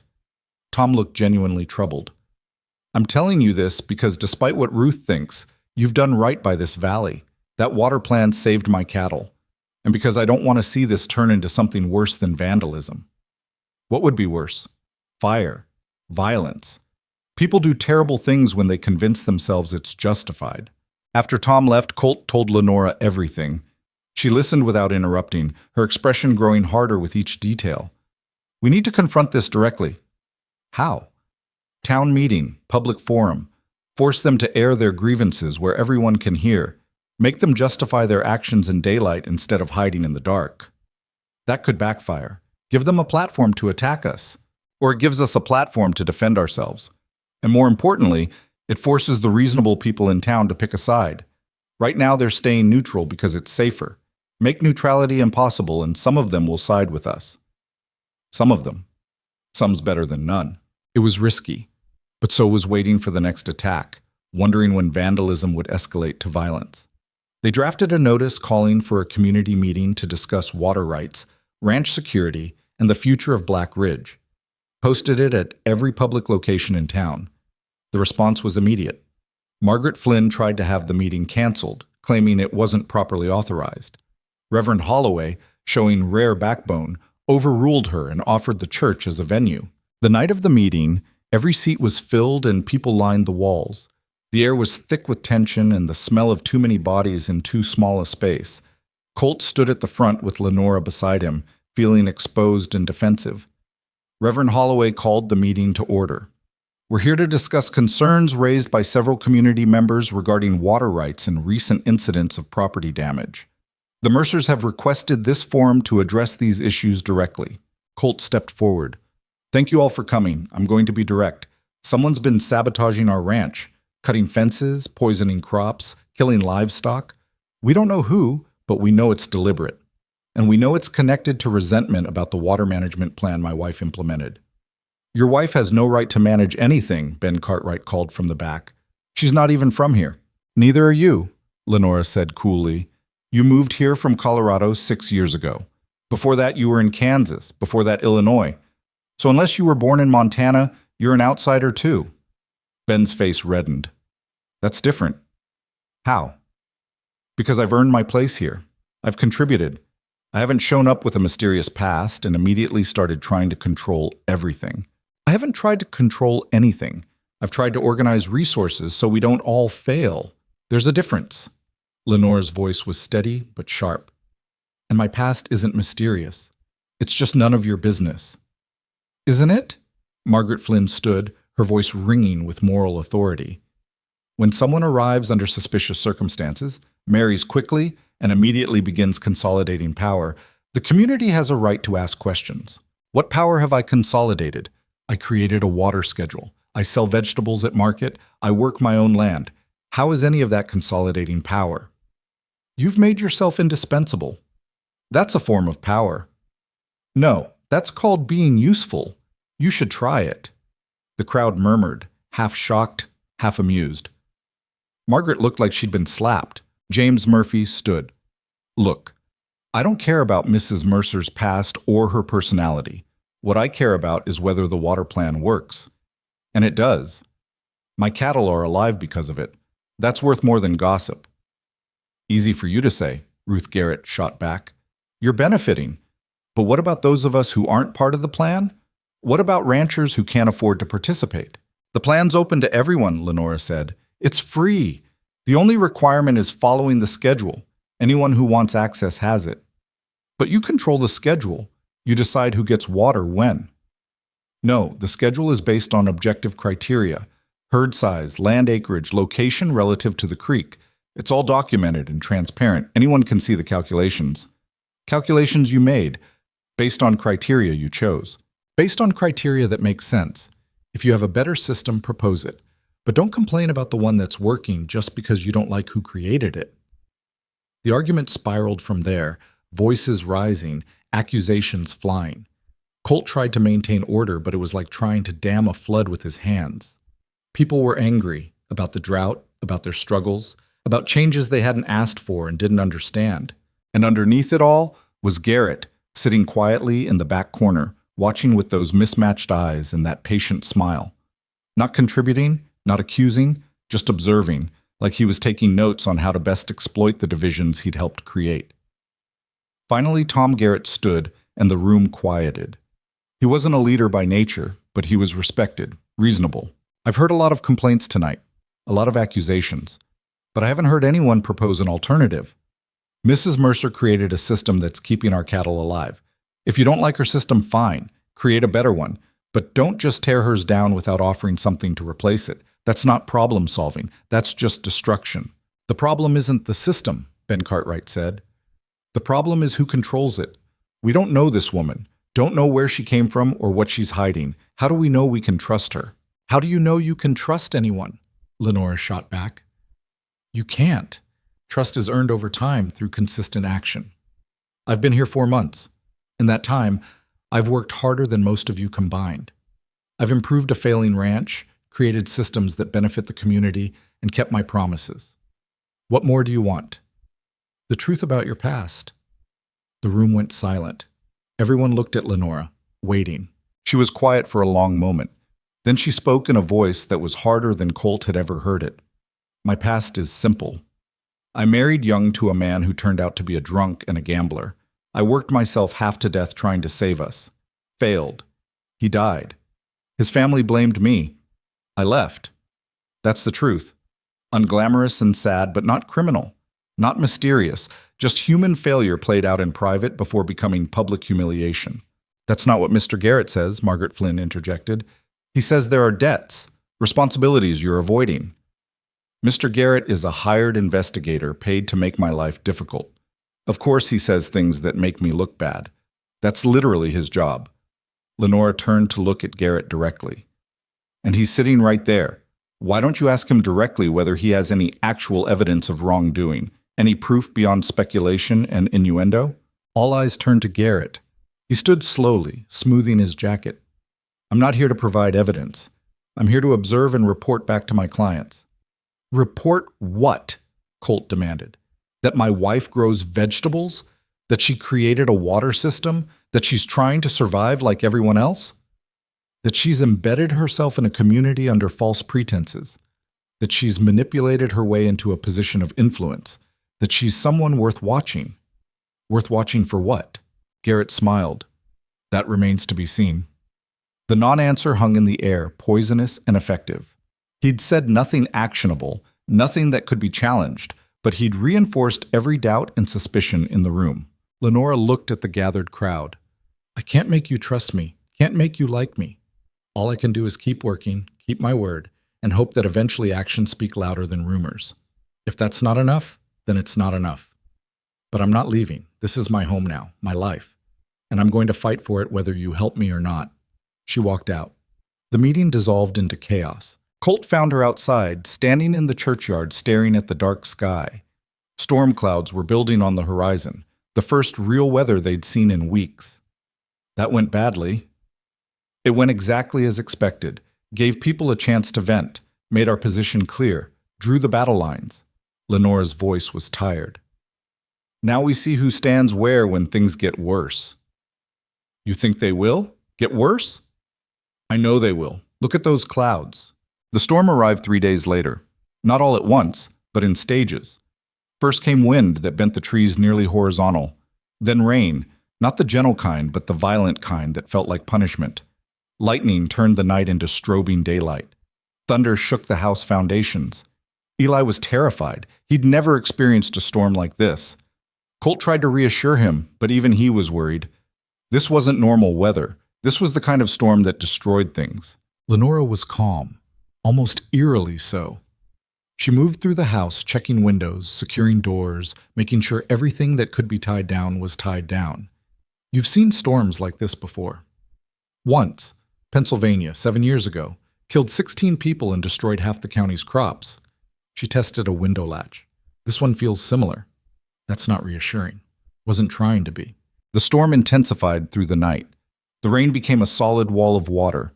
The creek, usually a manageable flow, turned into a raging torrent. Colt watched from the window as water levels rose, creeping toward the barriers they'd built. If those barriers fail, half the valley floods. They won't fail. Lenora said it with absolute certainty. I built them to hold. You can't know that. Yes, I can, because I didn't build them for normal conditions. I built them for this. She'd anticipated disaster, planned for it. While everyone else had been focused on drought, she'd been preparing for flood. It was either brilliant or insane, and Colt couldn't decide which. By dawn, the ranch was a mess but still standing. Water stood in puddles everywhere. Part of the barn roof had peeled back. The garden was underwater. But the house was intact. The livestock were secure, the barriers had held. Other ranches weren't as fortunate. As the sun rose and the storm finally broke, Colt rode out to assess damage. What he saw was devastating. Ben Cartwright's place had lost its entire south pasture to flooding. Tom Garrett's barn had collapsed. James Murphy's house had 4 feet of water in the lower level. The town itself had fared slightly better, being on higher ground. But several businesses had flood damage and the church steeple had been struck by lightning. And through all of it, the water management system had held. The barriers had redirected the worst of the flood away from participating ranches. The cattle that had access to protected areas survived. Those that didn't had been scattered or killed. The difference was stark, undeniable. Colt returned home to find Lenora already working, assessing damage, making repair lists. She looked up when he arrived. How bad is it out there? Bad, but worse for people who didn't participate in the water plan. I know, I can hear it. She was right. As the day progressed, people started arriving, not to apologize, pride prevented that, but to ask questions, to inquire about joining the water management system, to request help rebuilding. Lenora dealt with each one efficiently, without gloating or recrimination, just took names, assessed needs, added them to the schedule. By evening, 3 times as many ranches had signed on to the system. The storm had accomplished what months of argument couldn't, proved that Lenora knew what she was talking about. But victory came with a cost. That night, as they were finishing dinner, someone pounded on the door. Colt opened it to find James Murphy soaking wet and frantic. Fire.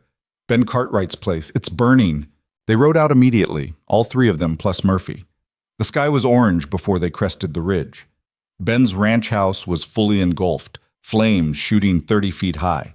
Ben stood in the yard watching his life burn, his face slack with shock. What happened? Colt demanded. I don't know. I was in the barn checking on the animals. Came back and the house was already on fire. It spread too fast to stop. Lightning? Storm's been over for hours. This wasn't weather. The implication hung heavy. This was arson. Someone had burned Ben's house deliberately. They fought the fire until morning, but saved nothing. By sunrise, Ben Cartwright was standing in the ruins of his home with nothing but the clothes on his back. Lenora, covered in ash and soot, made an offer that stunned everyone. You can stay at our place. We've got space in the barn. It's not much, but it's shelter. Ben stared at her. Why would you do that? I've been nothing but hostile to you. Because you need help and I can provide it. It's that simple. I don't understand you. You don't have to. You just have to decide whether you're proud enough to freeze rather than accept help from someone you don't like.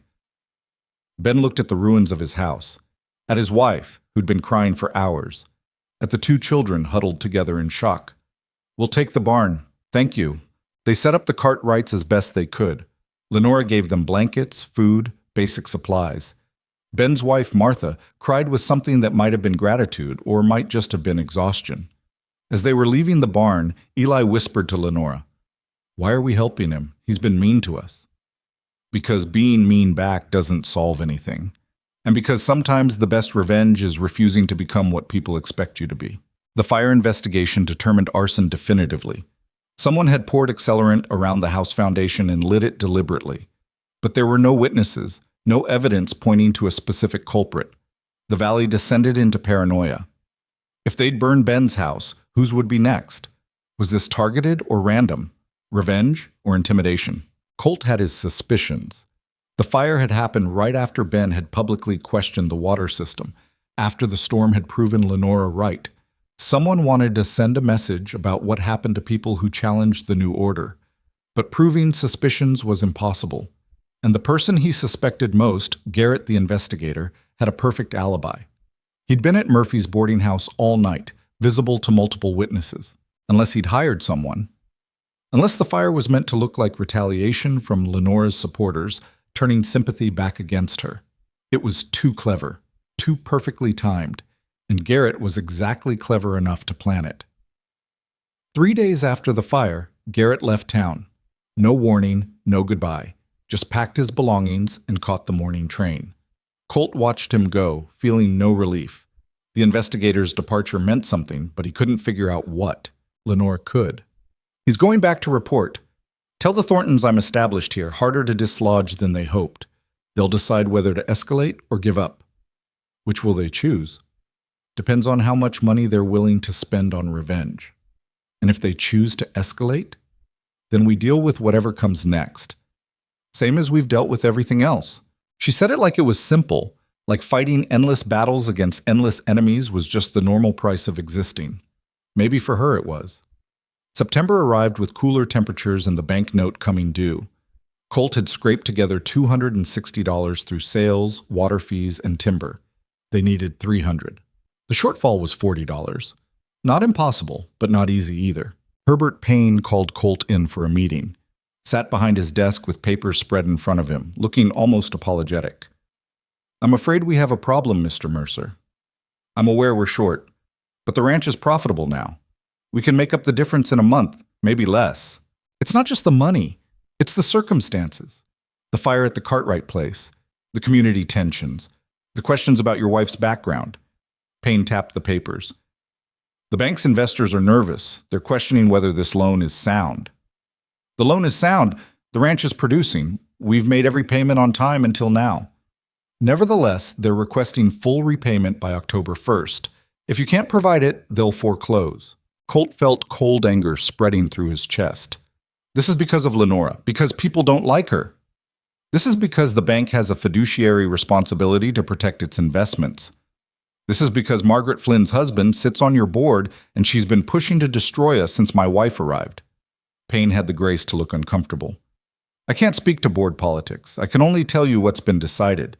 Full payment in 30 days or the ranch goes to auction. Colt walked out before he said something that would make things worse. Outside, Black Ridge looked the same as always. Small, dusty, ordinary. But it felt like enemy territory now. Every window might hide someone who wanted them gone. Every door might open to reveal another obstacle. At home, he told Lenora everything. She listened, her face unreadable. $40 short plus whatever they're adding in penalties and fees, so probably $60, maybe $70 total.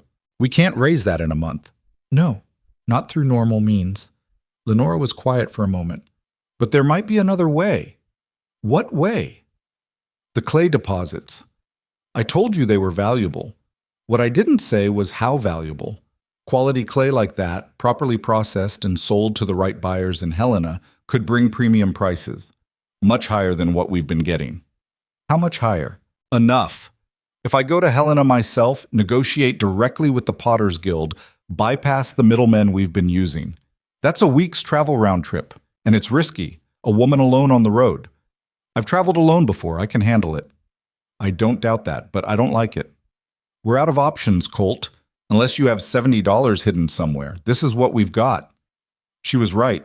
They both knew it, but that didn't make it less terrifying. Lenora left 3 days later with a wagon full of processed clay, $60 in emergency cash, and a rifle she'd practiced shooting until she could hit a target at 50 yards.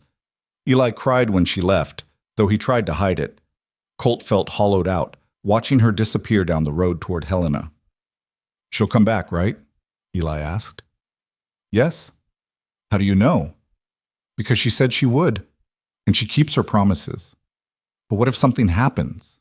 Then we deal with it. But don't borrow trouble, Eli. We've got enough without inventing more. The days without Lenora felt wrong. The house was quieter, the work harder. Colt found himself listening for her footsteps, turning to ask her opinion before remembering she wasn't there. On the 5th day, a writer brought news. There'd been an incident on the Helena Road. A wagon overturned. Someone injured. Colt's blood went cold. Who? Don't know. Just heard there was trouble. He left Eli with Tom Garrett's family and rode toward Helena at a pace that would destroy his horse if maintained too long. Found the site of the accident 15 miles out, a sharp curve where the road dropped away into rocky terrain. The wagon was at the bottom of the drop, smashed. No bodies, no blood, but clear signs of a struggle, and Lenora's rifle lying in the dirt 30 feet from the wreck. Colt climbed down into the ravine, his heart hammering against his ribs hard enough to hurt. The wagon was destroyed, wood splintered, and wheels bent at impossible angles. Clay fragments were scattered everywhere, white against dark stone. He searched frantically for signs of Lenora, blood, clothing, anything that would tell him what had happened. What he found instead were tracks. Boot prints in the soft earth near the creek at the bottom of the ravine. 2 sets, maybe 3. And drag marks leading east, away from the road. She'd been taken. Colt followed the tracks for half a mile before they reached harder ground and disappeared. He stood there in the fading light, torn between continuing the search and going for help. Logic won over desperation. He couldn't track at night, couldn't pursue unknown numbers of men alone without knowing what he was riding into. He rode back to Black Ridge and went straight to the sheriff's office. Jacob Morrison was a decent man but limited, better suited to breaking up saloon fights than investigating kidnappings. He listened to Colt's story with growing concern. You're sure it wasn't just an accident? Maybe she survived and walked to get help. The tracks show she was dragged away. Whoever took her wanted her alive. Why would anyone kidnap your wife? I can think of several reasons, none of them good. Morrison assembled a search party, 5 men including Tom Garrett and James Murphy. They rode out at dawn and found exactly what Colt had found: wreckage, tracks, and then nothing. The trail went cold at a creek where the kidnappers had clearly walked through water to hide their direction. Could be anywhere within a day's ride, Morrison said. East, west, north, no way to know without more information. Then we search everywhere. With 5 men? That's 2, maybe 3 days of searching at best. And whoever took her has already got a full day's lead. Colt wanted to scream at the man's practicality, wanted to demand they search until they found her, or died trying. But Morrison was right. They were outnumbered, outpaced, and operating blind. They returned to Black Ridge empty-handed. Colt sent Eli back to the ranch with Tom's family and spent the next 2 days riding every trail, checking every abandoned building, questioning every traveler who might have seen something. He found nothing. On the 3rd day, a message arrived. Not a letter, just a piece of paper nailed to the ranch door with a single sentence scrawled in crude handwriting. She's alive. For now. Stop asking questions. Colt stared at the note, rage and relief warring in his chest. Alive meant hope, but for now meant threat. And stop asking questions meant whoever had her wanted him paralyzed, waiting, helpless. He took the note to Morrison, who examined it with professional skepticism. This could be from the kidnappers, could also be from someone trying to throw you off the trail or buy themselves time. Or it could be exactly what it says, a warning to back off. Back off from what? You weren't close to finding anything. That was true, which meant the note wasn't about what Colt had discovered. It was about preventing what he might discover. Someone was scared he'd figure something out. That night, Ben Cartwright appeared at the ranch. He'd been staying in the barn but had mostly kept to himself, still processing the loss of his home and the charity of people he'd spent months antagonizing. Now he stood in the doorway looking uncomfortable. I heard about your wife, about her being taken. Word travels fast. It's a small town. People talk. Ben shifted his weight. I might know something about who could have done it. Colt straightened. Tell me. 3 days before your wife left for Helena, I saw someone watching your place. Man I didn't recognize, sitting his horse up on the ridge. I thought it was odd, but didn't think much of it. A lot of drifters passed through. Can you describe him? Big man? 6'2"? Maybe 6'3". Heavy build? Had a scar across his jaw, real visible even from a distance. Rode a bay horse with white stockings. You see which direction he went? East, toward the mining camps. It wasn't much, but it was more than Colt had before. He rode to the nearest mining camp the next morning, a ramshackle collection of tents and shacks called Prospect Point, asked around about a big man with a scarred jaw, got suspicious looks and closed mouths until he mentioned he was willing to pay for information. An old prospector named Dutch finally admitted he'd seen someone matching that description 3 days prior. Came through with 2 other men, rough-looking types, bought supplies and asked about empty cabins in the hills. I told him about the old Hanson place, been abandoned 5 years since Hanson died. They paid me $2 for the information. Where's this cabin? 10 miles northeast, up in the timber. But mister, if those men took your wife there, you don't want to go alone. They look like the kind who'd kill you soon as look at you. Colt rode back to Black Ridge and gathered the only men he thought he could trust: Tom Garrett, James Murphy, and Sheriff Morrison. They rode out that afternoon, heavily armed and grimly determined. The Hanson cabin sat in a clearing surrounded by dense pine forest. Smoke rose from the chimney. Someone was there. They approached carefully, circling to get a better view. Through the grimy window, Colt saw 3 men inside, and in the corner, hands bound and mouth gagged, was Lenora. She was alive. Bruised, her dress torn, but alive. The relief hit Colt so hard he almost gave away their position. Tom grabbed his arm, steadying him. "We can't just charge in. They've got her right there. They could kill her before we get through the door." "So what do we do?" Morrison studied the cabin. 1 door, 2 windows. If we come at them from multiple directions, create confusion, we might get her out before they react. Might isn't good enough. It's all we've got. They planned quickly. Morrison and Murphy would approach from the front, using the pretense of being lost travelers looking for directions. Tom and Colt would circle around back and come through the rear window when the distraction started. It was a terrible plan, but it was the only plan they had. Morrison and Murphy approached the cabin openly, calling out in friendly voices. The door opened and one of the men appeared, big, scarred jaw, exactly as Ben had described. He had a gun in his hand but pointed down, trying to look non-threatening while clearly being ready to use it. "Help you, gentlemen?" "Got ourselves turned around looking for the mining camp. Wondering if you could point us right." "Prospect Point's back the way you came, 10 miles southwest." "Much obliged." "Say, you fellows been here long?" "Thought this place was abandoned." The man's eyes narrowed. "Just passing through. Now, if you don't mind." That's when Tom kicked in the back window. The crash brought all 3 men spinning around, guns coming up.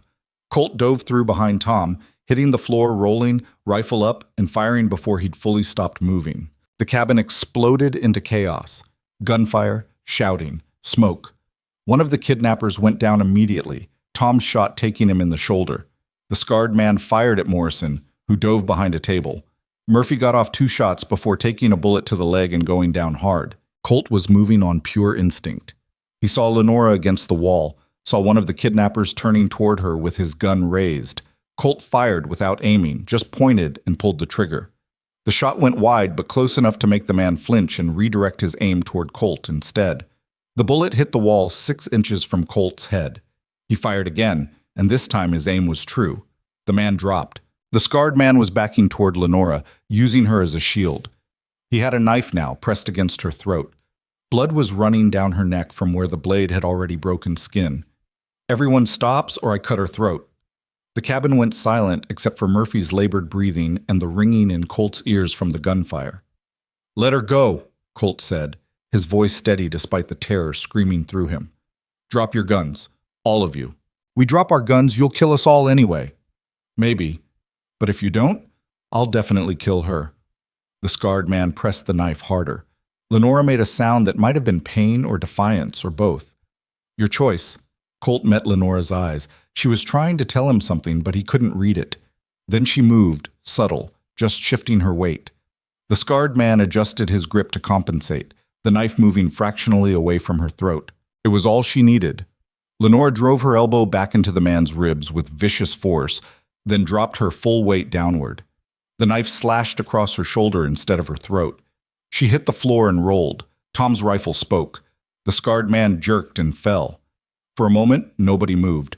Then Morrison was checking the bodies, Tom was helping Murphy, and Colt was cutting the ropes binding Lenora's hands. "Are you hurt?" "I'm fine." Her voice was hoarse from the gag, and blood was soaking through her dress from the knife wound, but her eyes were clear and furious. I'm fine. Like hell you are. You're bleeding. It's shallow. I've had worse. She let him help her up, swaying slightly. We need to leave. There might be more of them. Who were they? Who hired them? I don't know. They never said. Just grabbed me off the road, brought me here, and told me to wait. They were expecting someone. Expecting who? I think they were waiting for whoever hired them to come finish the job. But you found me first. They got Murphy onto a horse. The leg wound was bloody but not life-threatening, and rode out. Morrison stayed behind to deal with the bodies and searched the cabin for evidence. Colt kept Lenora in front of him on his horse, one arm around her waist, feeling her breathe and reassuring himself she was real. I thought I'd lost you. You almost did. Her voice was quiet. They were going to kill me, Colt. Soon as whoever hired them gave the word. I heard them talking about it. About making it look like an accident or maybe a suicide. The Thorntons. Maybe. Or someone local who wanted me gone badly enough to hire killers.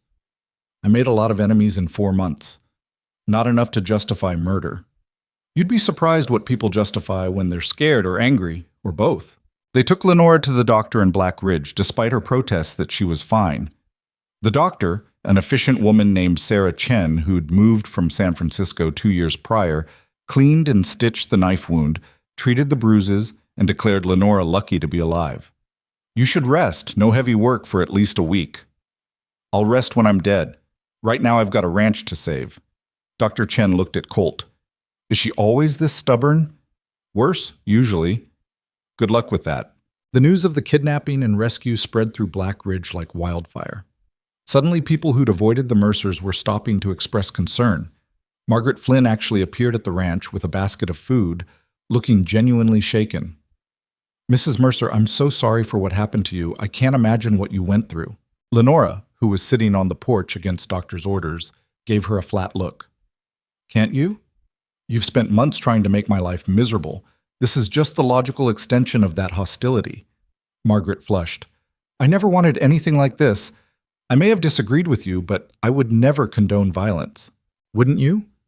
You turned this town against me, made me an outsider, made it acceptable to treat me as less than human.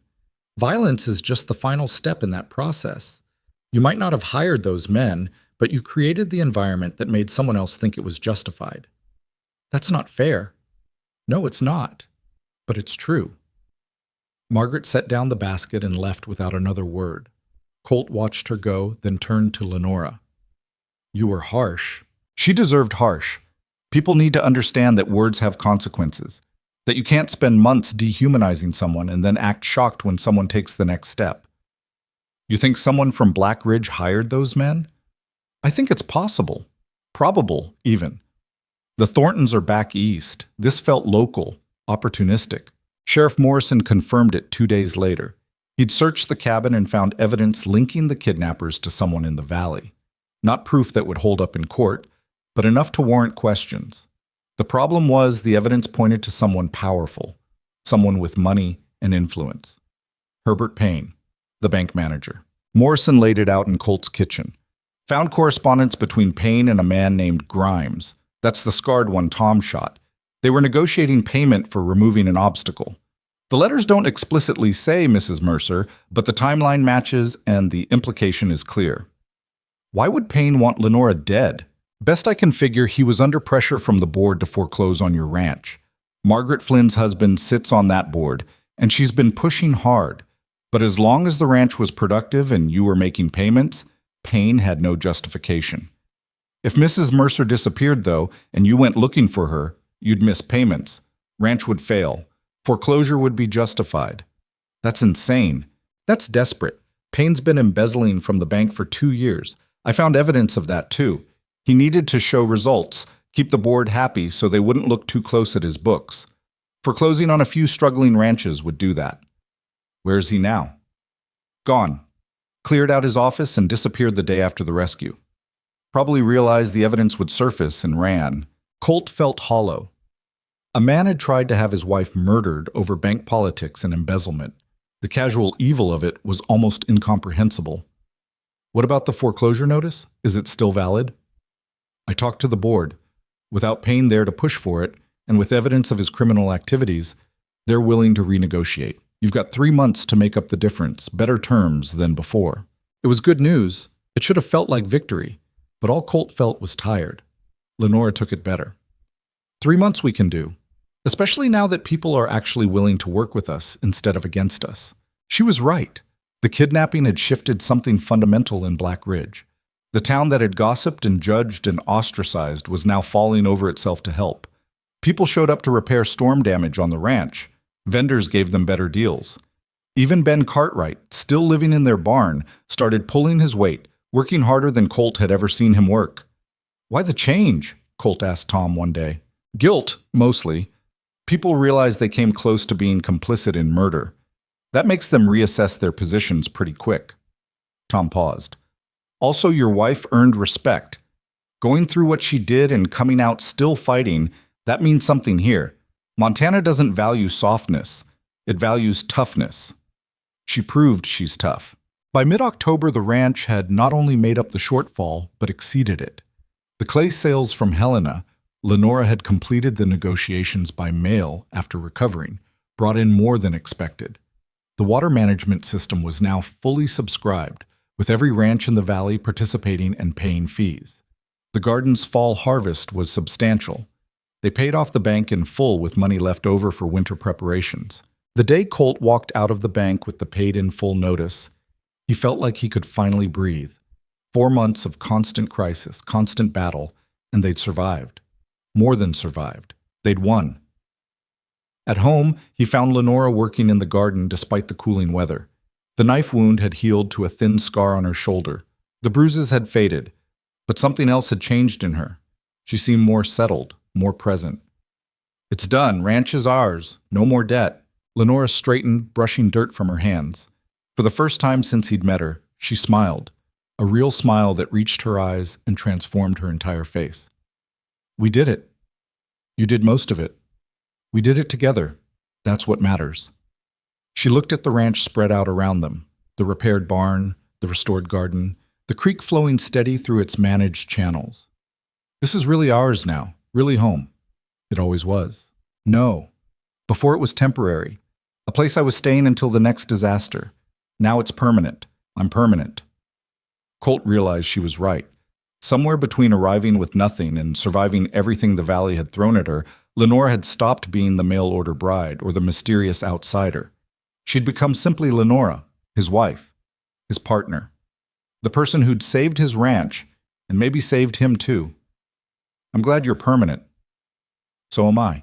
That evening, the 3 of them, Colt, Lenora, and Eli, sat on the porch watching the sun set over the valley. The air smelled like wood smoke and coming winter. The mountains were already white-capped with early snow. Eli was whittling something that might become a whistle or might just become kindling. It was hard to tell with his current skill level. Lenora was mending a shirt. Colt was doing absolutely nothing, just sitting and existing in the moment. "Uncle Colt?" "Yeah?" "Are we safe now? Like, really safe? Or is more bad stuff coming?" It was a fair question. Colt considered lying, offering reassurance he couldn't guarantee. But Eli deserved honesty. "I don't know. Probably there'll be more challenges. Life doesn't stop being hard just because you survive one crisis. But we're better prepared now, stronger, and we've got each other." That's not a very comforting answer. No, but it's a true one. Eli thought about this. "I guess that's better than a comfortable lie." "When'd you get so smart?" "I've been smart. You just started noticing." Lenore laughed, the sound still unfamiliar but becoming more common. "He's got you there." They sat in comfortable silence as darkness gathered. Inside the house, lamps would need lighting soon. Dinner would need cooking. The evening chores would need doing. But for now, they just sat together. 3 people who'd survived against considerable odds and built something worth keeping. The ranch was secure. The community had been won over, or at least neutralized. The threats had been faced and overcome. For the first time in longer than any of them could remember, the future looked possible instead of terrifying. It wasn't perfect. Lenora still had nightmares about the kidnapping. Colt still woke up, sometimes expecting to find his brother's ghost haunting the barn. Eli still flinched at loud noises and worried too much for a child his age. But they had each other. They had land that was theirs free and clear. They had a community that had grudgingly learned to respect them. And they had the knowledge that they'd been tested by fire and hadn't broken. That was worth something, maybe worth everything. Winter came to Black Ridge with a vengeance that year, bringing snow that lasted 3 days straight and temperatures cold enough to freeze water in the well overnight. But the Mercer Ranch was ready. The barn had been reinforced, the livestock sheltered properly, and the house weatherproofed with materials bought using the surplus from paying off the bank. For the first time since Thomas died, Colt wasn't afraid of winter. Lenora had taken to ranch life with the same fierce determination she brought to everything else. By November, she could rope a steer almost as well as Colt, could fix a fence faster, and had somehow convinced the chickens to keep laying eggs even as the temperature dropped. Eli followed her around like a devoted apprentice, learning things Colt had never thought to teach him. "Why do we put straw in the chicken coop this deep?" Eli asked one morning, knee-deep in the stuff.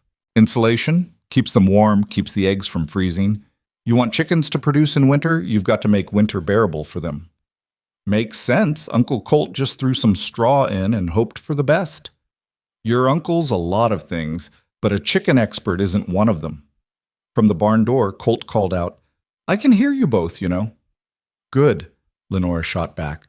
"Maybe you'll learn something." It was the kind of comfortable teasing that came from people who'd survived hell together and come out the other side as something resembling a family.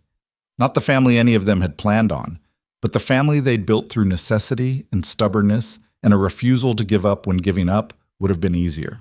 Ben Cartwright had finally moved out of the barn in early November into a small house in town that the community had helped him rebuild. He'd left with something approaching gratitude and something that might have been respect. "I was wrong about you," he told Lenora on his last day, "about what kind of person you are. I'm sorry for that. You were scared and angry and looking for someone to blame. I understand that better than you think. Still, I should have been better. We all should be better than we are. The trick is trying." Ben had nodded and left, and Colt had never heard him spread another negative word about Lenora after that. Sometimes people needed to be proven wrong before they could admit they were wrong. Ben had gotten his proof. By December, the water management system had become so successful that ranchers from neighboring valleys were asking Lenora to consult on their properties. She'd started charging for her expertise. Not much, but enough to build a small savings that gave them a cushion against future disasters. "You're becoming famous," Colt said one evening as she reviewed a letter from a rancher in the next county. "I'm becoming useful. There's a difference." "What's the difference?" "Famous means people know your name. Useful means they need what you can do. One's about ego, the other's about value. I'll take value every time." It was so quintessentially Lenora that Colt had to smile. She'd never cared about being liked, only about being necessary. It was both her greatest strength and her biggest vulnerability. She measured her worth entirely by what she could provide, not by who she was. Christmas came quietly. They didn't have much for gifts. Money was better, but not abundant.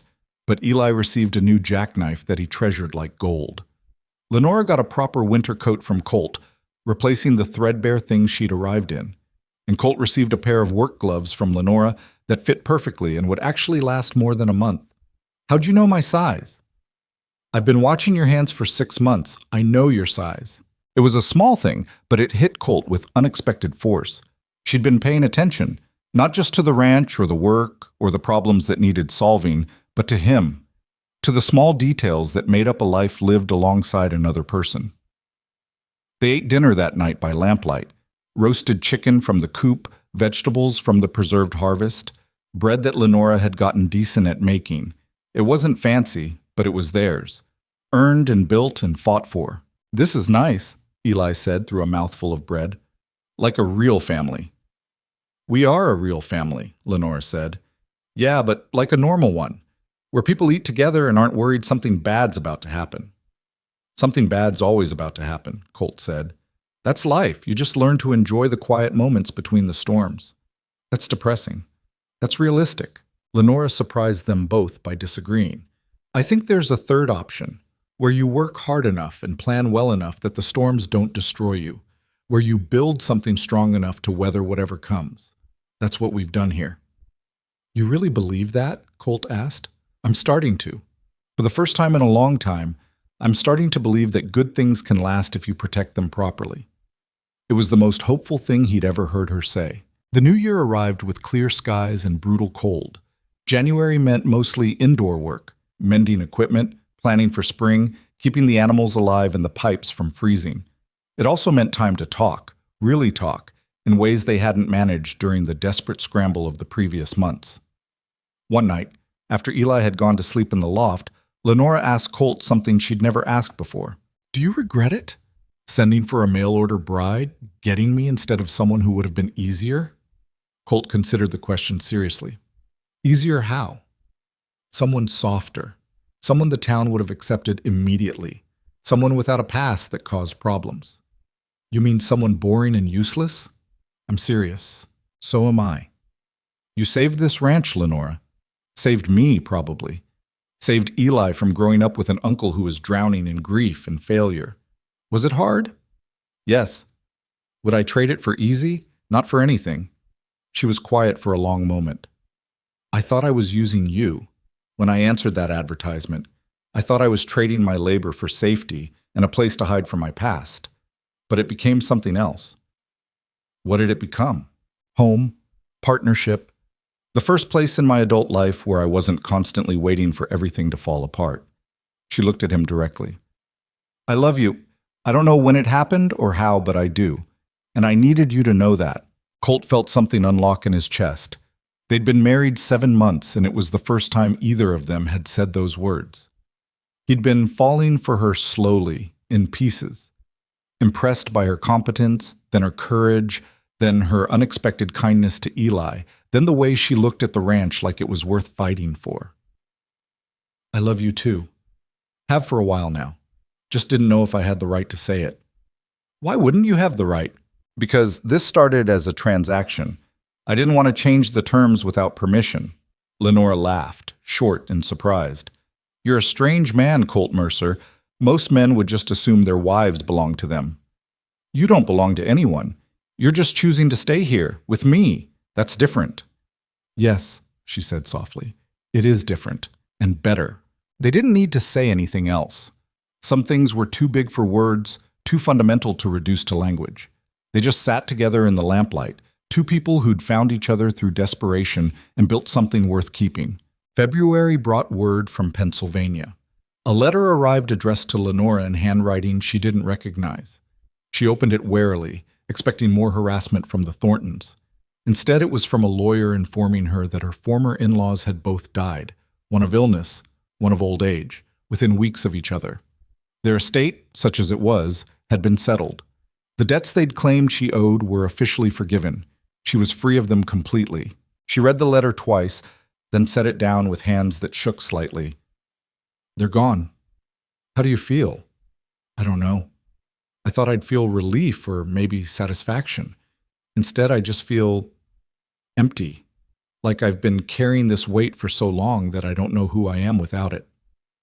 You're who you've always been, just without people trying to make you smaller. I was so angry at them, for years. They blamed me for their son's failures, made me carry guilt that wasn't mine to carry, and now they're dead and I can't even properly hate them anymore. Good. Hate's exhausting. You've got better things to spend your energy on. She looked around the kitchen, at the table they ate at, the stove she cooked on, the window that looked out over land they'd fought to keep. Yes, I suppose I do. The letter brought closure, but it also brought something unexpected, a small inheritance. Not much, $500 that had been set aside in a trust, but enough to make a difference. Lenora stared at the bank draft like it might disappear. This is the first money I've ever had that I didn't earn through work. What are you going to do with it? I was thinking we could expand, build a proper dairy operation. There's demand for butter and cheese in Helena, and we've got the land and water for it. We? Yes, we. This is our ranch, our future, our decision. She paused. Unless you'd rather I kept it separate. No, I'd rather we built something together, same as we've been doing. They used the money to buy 6 dairy cows and the equipment needed to process milk. By March, Lenora had taught herself cheese making from a book ordered from back east and was producing cheddar that sold for premium prices. The dairy operation became another income stream, another layer of security against failure. The town had changed toward them completely.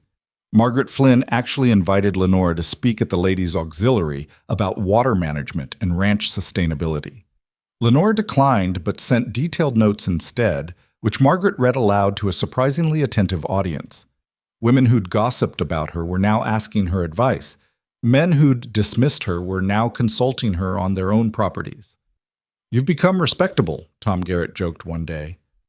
"How does it feel?" "Weird. I spent so long being an outsider that I don't know how to be an insider." "So don't be. Just be yourself. Turns out yourself is pretty valuable." Spring arrived late that year, snow lingering into April before finally surrendering to warmer temperatures. When it did, the valley exploded with color and life. The creek ran high with snowmelt, the barriers Lenora had designed directing the flow exactly as intended. The garden sprouted early. The cattle that had survived the winter were healthy and ready for breeding. One afternoon in May, almost exactly a year after Lenora had arrived, Colt found her sitting on the porch, watching Eli play with a new litter of barn cats. Thinking about something? About how different everything is from a year ago. How different I am. "You're not that different." "Yes, I am. A year ago I was running from everything, from failure, from judgment, from a past I couldn't escape. Now I'm running toward things, toward building something that lasts, toward being someone worth being." "You were always worth being." "No, I was always capable. That's not the same thing. Worth isn't about what you can do. It's about whether you let yourself believe you deserve good things. I didn't believe that before. Now I'm starting to." Eli had noticed them talking and wandered over, a gray kitten tucked under his arm. At 10 years old now, he'd grown 3 inches and lost the haunted look that had defined him when Thomas died. "Can we keep this one? He's the smartest of the litter." "We're keeping all of them," Lenora said. "Ranch needs good Mausers." "But can this one be mine specifically? Like my responsibility?" "If you're willing to feed him and clean up after him, he's yours." Eli's face lit up with pure joy, the kind of expression that reminded Colt why they'd fought so hard to keep the ranch. Not for the land or the money or the pride of ownership, but for moments like this, for the chance to give a child a childhood worth having. After Eli ran off to introduce his kitten to the horses, Colt said what he'd been thinking for weeks. "We should make it legal. Adopt Eli formally. Make him ours officially instead of just practically." Lenora looked surprised, then thoughtful. "You want me to be his legal mother?" "I want him to have parents. Not just an uncle who's doing his best and an uncle's wife who happened to care. Real parents who chose him deliberately." "I've never been a mother. Don't know if I'll be good at it." "You're already good at it. You just haven't been calling it that." She was quiet for a long time, watching Eli play with the kitten in a patch of spring sunshine. "All right. Yes.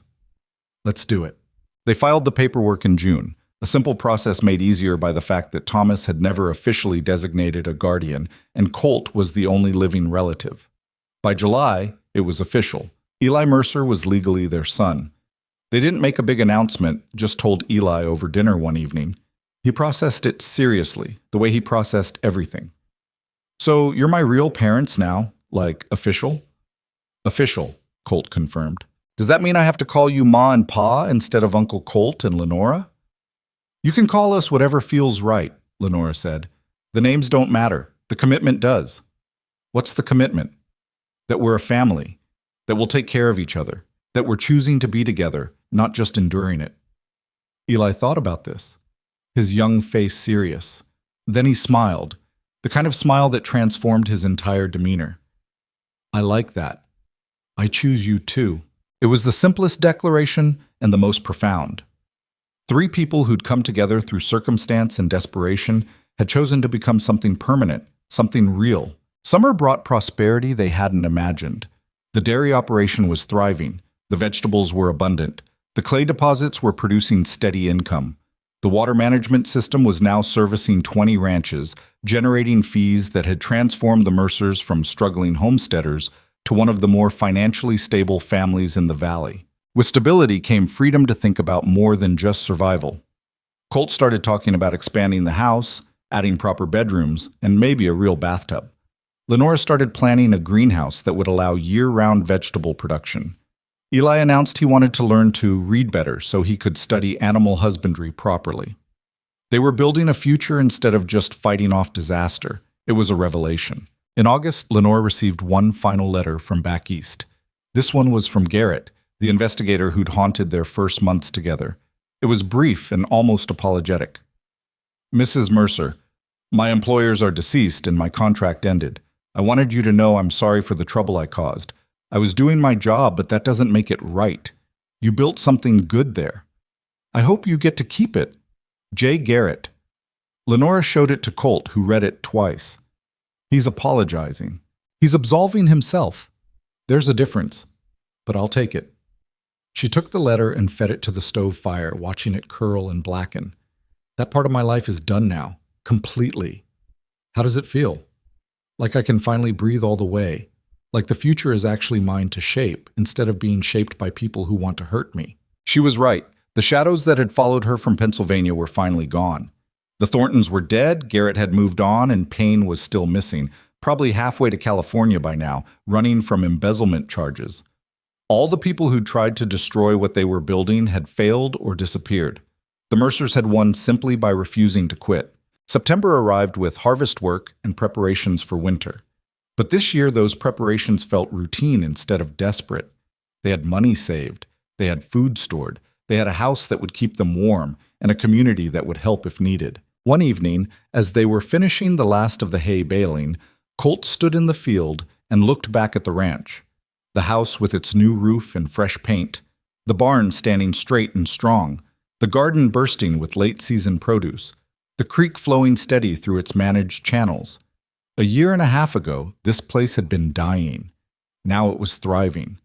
And it wasn't luck or divine intervention that had made the difference. It was work, planning, stubbornness, partnership. It was Lenora, mostly. Lenora who'd shown up with nothing but a satchel and a refusal to accept failure, who'd taken a broken ranch and a broken man and a traumatized child and somehow stitched them into something whole. She found him standing there and came to stand beside him, wiping sweat from her forehead with the back of her hand. What are you thinking about? About how close we came to losing all this. About how many times it almost fell apart. But it didn't fall apart. That's what matters. Why do you think that is? Why did we make it when so many others don't? Lenore considered the question seriously. Because we were too stubborn to quit, and because we had something worth fighting for, and because when things got hard, we fought together instead of against each other. That simple? That's simple. And that hard. She looked at him with eyes that had seen too much but hadn't given up. Life doesn't give you what you deserve. It gives you what you fight for. We fought. We won. End of story. But it wasn't the end of the story. It was just the end of the beginning. The years that followed weren't perfect. There were bad harvests and hard winters, injuries and illnesses, arguments and setbacks. But there were also triumphs. Eli grew up strong and capable, eventually taking over much of the ranch work. The dairy operation expanded into a full business supplying 3 counties. The water management system became a model that other valleys copied. Lenora never became warm exactly, but she became less guarded. Learned to accept affection without suspicion. Learned that not everyone would leave or betray her if given the chance. Colt watched her transform slowly from someone braced for disaster into someone who could occasionally relax and enjoy what they'd built. And Colt himself changed too. The grief over Thomas's death never disappeared completely, but it stopped defining him. He learned to remember his brother without drowning in guilt. Learned that surviving when someone else didn't wasn't a sin requiring punishment. Learned to accept happiness without waiting for it to be taken away. They became the family they'd pretended to be until the pretending became real. Years later, 5, 10, 15, when people asked about the Mercer Ranch and how it became so successful, the answer was always the same. Hard work, smart planning, refusal to quit. But those words couldn't capture the real story. Couldn't capture the mail-order bride who arrived in tatters and built an empire. Couldn't capture the widower who took a chance on a stranger and found a partner. Couldn't capture the boy who'd lost everything and gained a real family. The real story was simpler and more profound than any summary could convey. It was about people who were broken finding a way to make each other whole, about strangers becoming family, about choosing to fight for something better instead of accepting what you were given. It was about Lenora Vale, who became Lenora Mercer, who became simply Lenora, the woman who saved a ranch and a family and herself all at once. And it was about learning that home isn't where you're from. It's what you build when you finally find people worth building with. On a spring evening 20 years after Lenora first arrived, the three of them sat on that same porch. Older now, Colt's hair gone gray, Lenora's face marked with lines earned through years of sun and work, Eli grown into a man with a family of his own visiting for Sunday dinner. They watched the sunset paint the valley gold and red, watched the creek flow steady through land they'd protected and improved, watched Eli's children play in the yard where Eli himself had once played. "Did you ever imagine this?" Eli asked. "Back at the beginning? Did you imagine we'd make it this far?" Colt and Lenora exchanged glances. "No," Colt said honestly. "I thought we'd lose everything. Thought I'd failed Thomas and would fail you, and there was nothing I could do to stop it." "I thought I'd run eventually," Lenora admitted. "Thought when things got hard enough, I'd pack that satchel and disappear like I'd done before. Thought I was incapable of staying. But you did stay." "We stayed," Lenora corrected. "All of us. We stayed and we fought, and we built something that lasted." She looked at the ranch spread out before them, at the life they'd created through sheer stubborn refusal to give up. That's the thing nobody tells you about survival. It's not about being strong enough to endure anything. It's about finding people who'll fight alongside you so you don't have to endure alone. Eli nodded slowly, understanding in a way he couldn't have as a child. "I'm glad you found each other. I'm glad you found me." "We're glad too," Colt said simply. They sat in comfortable silence as darkness gathered, three people who'd survived by choosing each other over and over again. The ranch would continue after them. Eli would see to that, and his children after him. The Mercer name would remain in Black Ridge, synonymous with hard work and integrity and the refusal to accept defeat. But more than the ranch or the name or the legacy, what mattered was this: three broken people had found each other in the Montana wilderness and built a life worth living. Had proved that family isn't just blood and marriage certificates. It's choosing to show up every day, even when it's hard. Especially when it's hard. It's about the woman nobody wanted becoming the woman everyone needed. And about learning that sometimes the best things in life are the ones you fight for, not the ones that come easy. The sun dropped below the mountains, taking the light with it. Tomorrow would bring new challenges, new work, new reasons to get up and keep going. But tonight, they had this: peace earned through battle, home built through determination, and family forged in fire. It was enough. More than enough. It was everything.